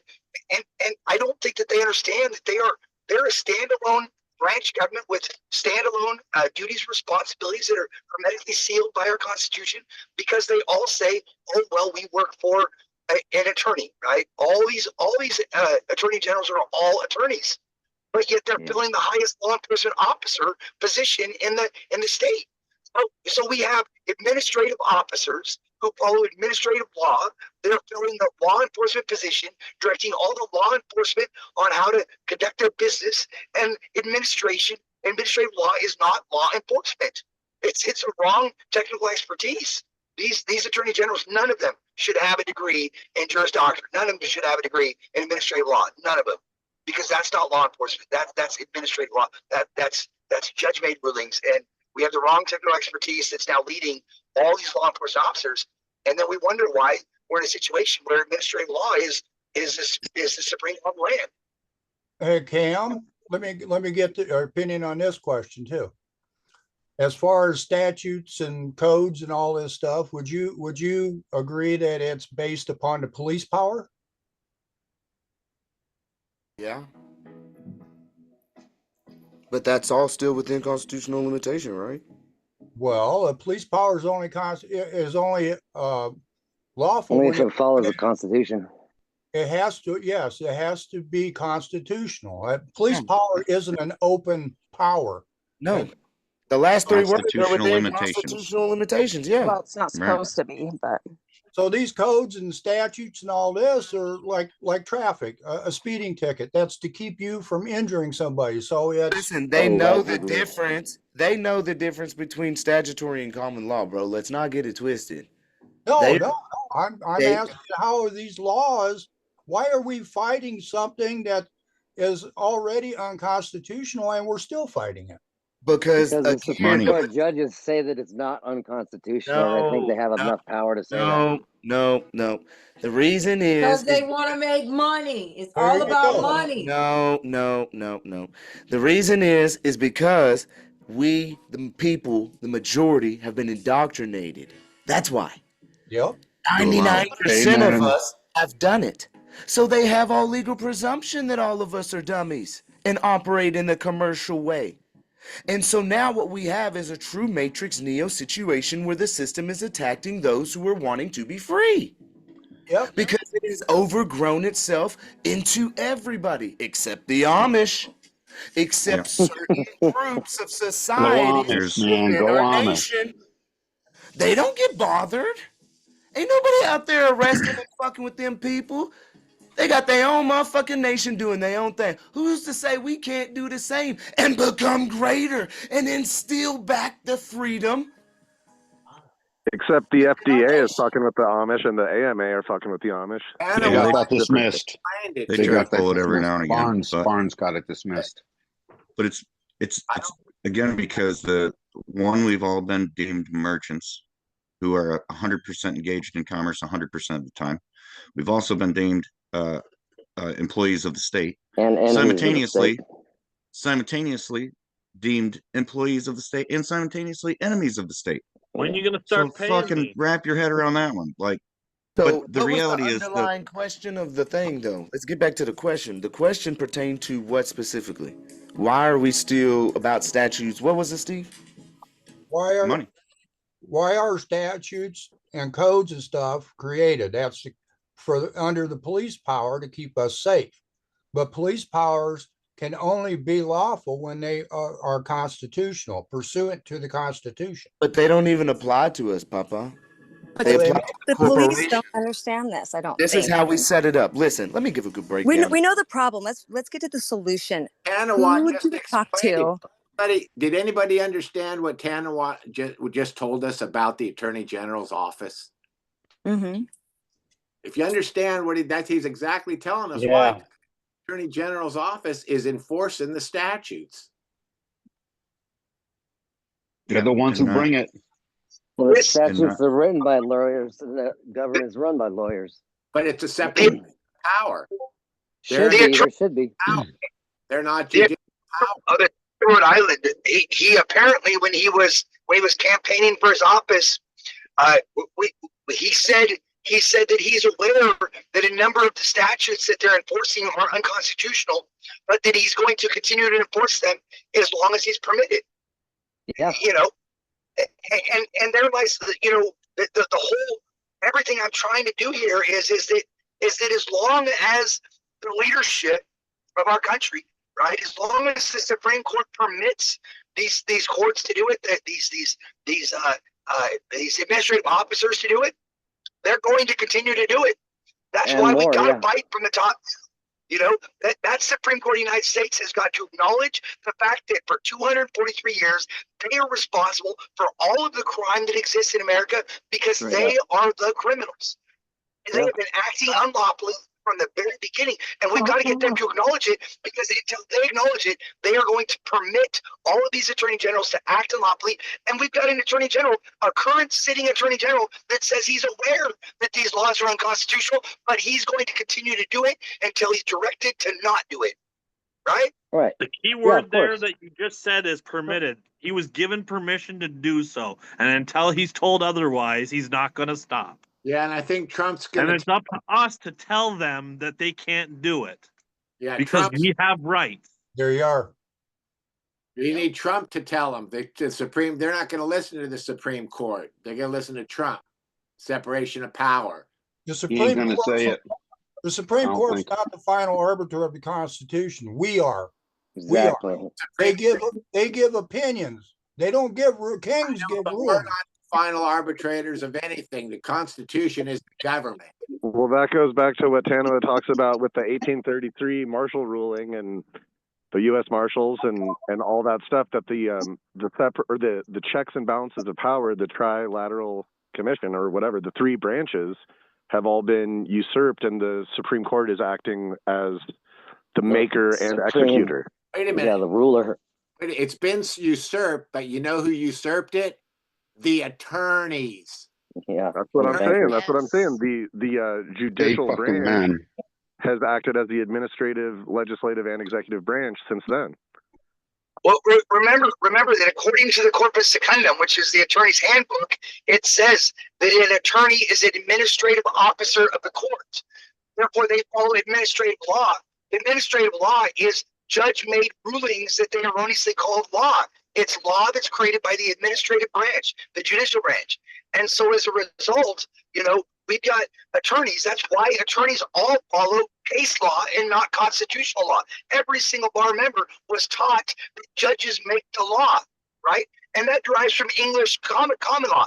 In England, yes, the judges do speak the law because they have a monarchy. And that monarchy is the king, and the king creates laws. And he granted his authority for all of his agents and judges to speak the law.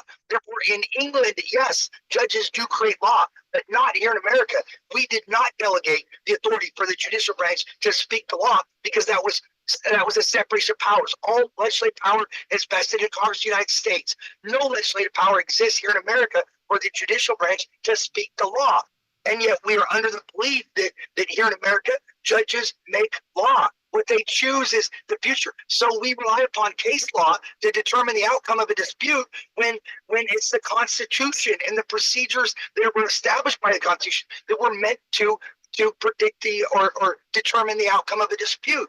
So when we go to case law and we call it law and we legitimize it and we permit these attorneys to lead us to that, then we're going in the opposite direction, because case law is the opposite of constitutionalism. Constitutionalism is majority makes a determination as to the relationship and the outcome. The opposite of that would be one single person, a judge, imposing his will upon the rest of the nation, which is not a government of laws, but rather a legal realism doctrine where judges make the law based upon their own social, political, public policy. As long as attorneys believe that judges make the law and that they are administrative officers and they direct everyone to follow judge-made rulings, we are living in a world vastly different from what it was that we believe we live in, with the Constitution was meant to be the foundation. Right. So right. Straight up, bro. Congratulations. You're a badass, bro. I love having you on, man. When you come through and speak, bro, you be like on point. You be speaking like on fire. I got It's like goosebumps. What a instead of surprise. one king, we have thousands Here. known as judges. Well, so who are we supposed to, submit our right to redress of grievances that's going to be able to, actually overrule or overthrow these judges, Supreme Court judges? We're supposed to have representatives doing that for us, but we don't have that today. That's what we got Right. to change. Well, wait a minute. Right. I think we have to go to what's called the judicial power. And the judicial power is vested in the one Supreme Court, but the judicial power goes to all the other courts because Congress has created these courts from time to time. And that judicial power is exercised by us individually. We have to exercise that power. And that If power. we don't say anything, then they're going to keep doing what they're doing. Well, I know, but the power is exercised, just like you said, the redress.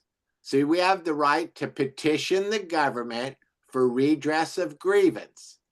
And that's the common law writs that came out of England were the king's prerogative.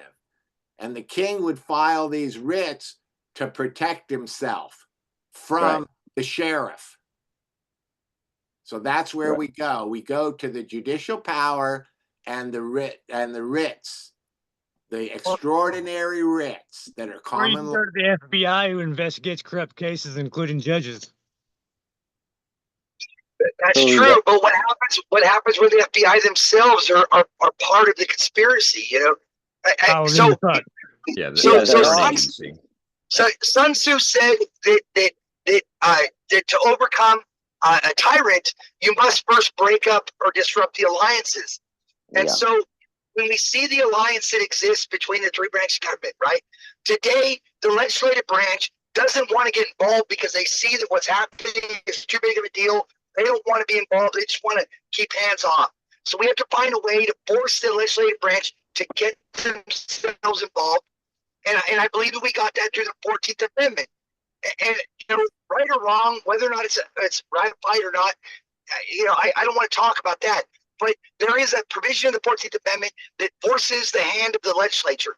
And a lot of people haven't recognized this or hasn't seen it. But the last provision of the 14th article says that the legislative branch, it says that the Congress shall have the power to enforce this article.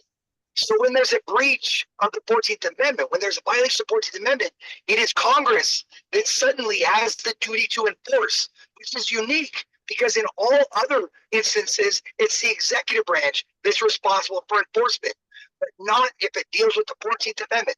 So if a state enacts a law that abridges the guarantees of the Constitution of the citizens of the United States, such as, you know, in the case of the state of Washington, when they say we're not going to do a grand jury, despite the fact that the Constitution requires it, well, now we have the ability to go back to the legislature. We've got the ability to go back to Congress and say, you know what, you have to do something about this because the Constitution has said that in all cases, or that when a state enacts a law that abridges the guarantees of the Constitution, that you have the power to enforce this article.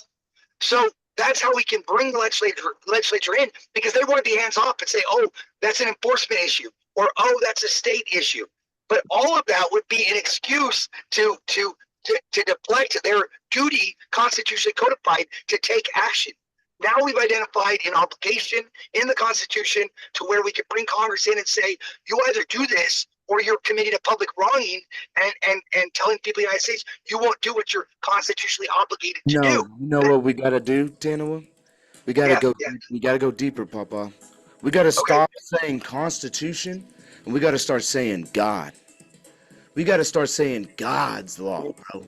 That's the only way to start getting action now, bro. That's right. God given right. We gotta go back to God's law. You see what I'm saying? And you really get back, because we are in this age now of information, knowledge, and wisdom, and it is only going to excel at a pace that nobody has ever seen before, bro. They can't hold it back.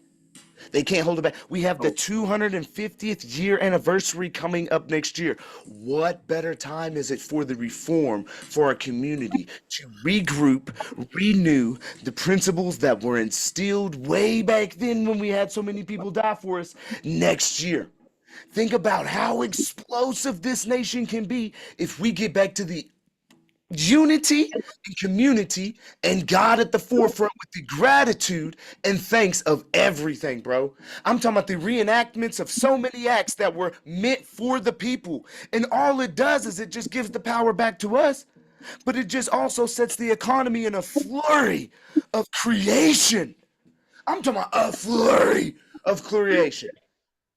Well, I'm going to tell you, Cam, I love what you just said. I love it because you're the closest person that have come to understand what I'm saying. And I'm not going to explain why, because eventually people are going to understand. But you are absolutely 100% absolutely correct. It is God's law. It is God's word. And you're spot on, brother. You're absolutely correct. It's just that most people understand it as Constitution, and I'm just speaking the words that most people can understand until they can actually see with their own eyes what it is we're talking about, brother. Thank you so much. Thank you. Our declaration makes us all kings and queens, and it also tells us that whenever any form of government becomes destructive of their ends, it's our rights to alter and abolish it and institute a government that will lay a foundation of such principles and make us what we were supposed to be from the beginning. Correct. And I think what's important to remember is that yes, it is inalienable rights from nature's God and the law of God over man, but the Constitution codifies that and enumerates that in using the legal structure, the lawful structure as a document. I look at it as it's like the glitch in the matrix where they used the system to codify the inalienable things. So the Constitution is our proclamation and is codification of our rights into this system, and the system is based upon it, and all these servants are granted their powers from we the people, from God. Yeah, and that's why we don't need a case law to protect our rights. It's the Bill of Rights is laid out, and if you look at it, 4th, 5th, 6th, 7th, 8th, all those amendments are all talking about court procedure. It's all about the courts and the protection of rights.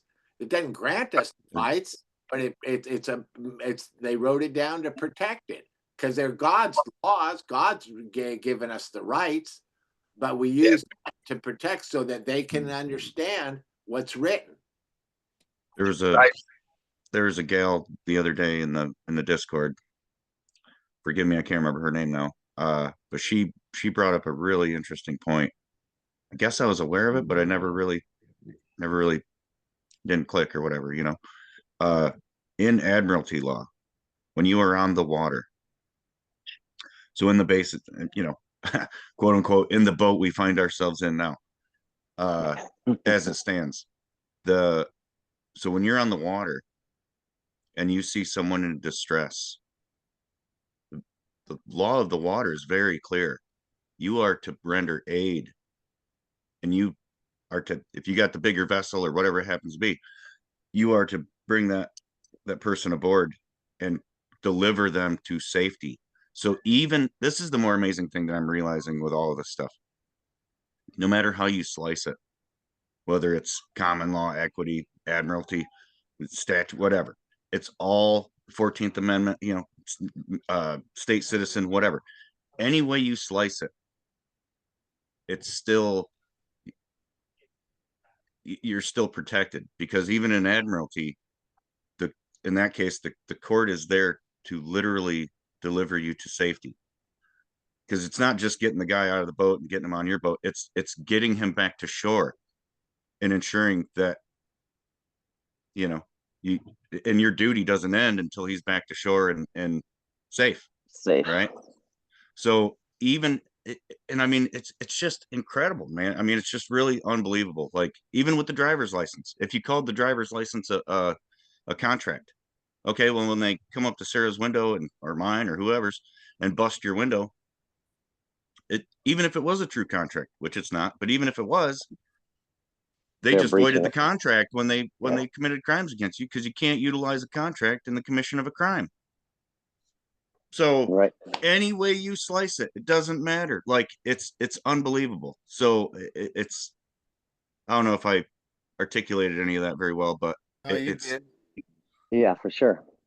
Hey, I just have one thing I want to add to. I always hear people calling it unalienable rights, but if you want to be real proper about it, it's unalienable rights, because there's no lien that can be put against our rights. They're unalienable. It's both at the same time, right? Yeah, you can't touch this. You know what I'm talking about? You can't stop Well, this. MC Hammer on. This is not something that can be regulated, right? Because regulation or administration of a free man or woman would be repugnant to their freedom, and we don't allow that here in America. That's not what our ancestors died for. That's not what several others' ancestors died for. That's not why several other people have come here to create and establish what we now call America, this melting pot of mixed cultures that has come across to be the greatest nation in the world. This is God's land. And this is what Operation Wisedome is.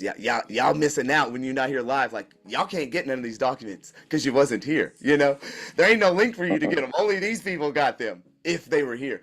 But yeah, that's going to be the end of this one. We're probably going to chill out and still talk and stay. But again, you won't be here. So bye, YouTube. Everybody, y'all unmute and say bye to everybody for the YouTube. Bye. Later. Bye, YouTube.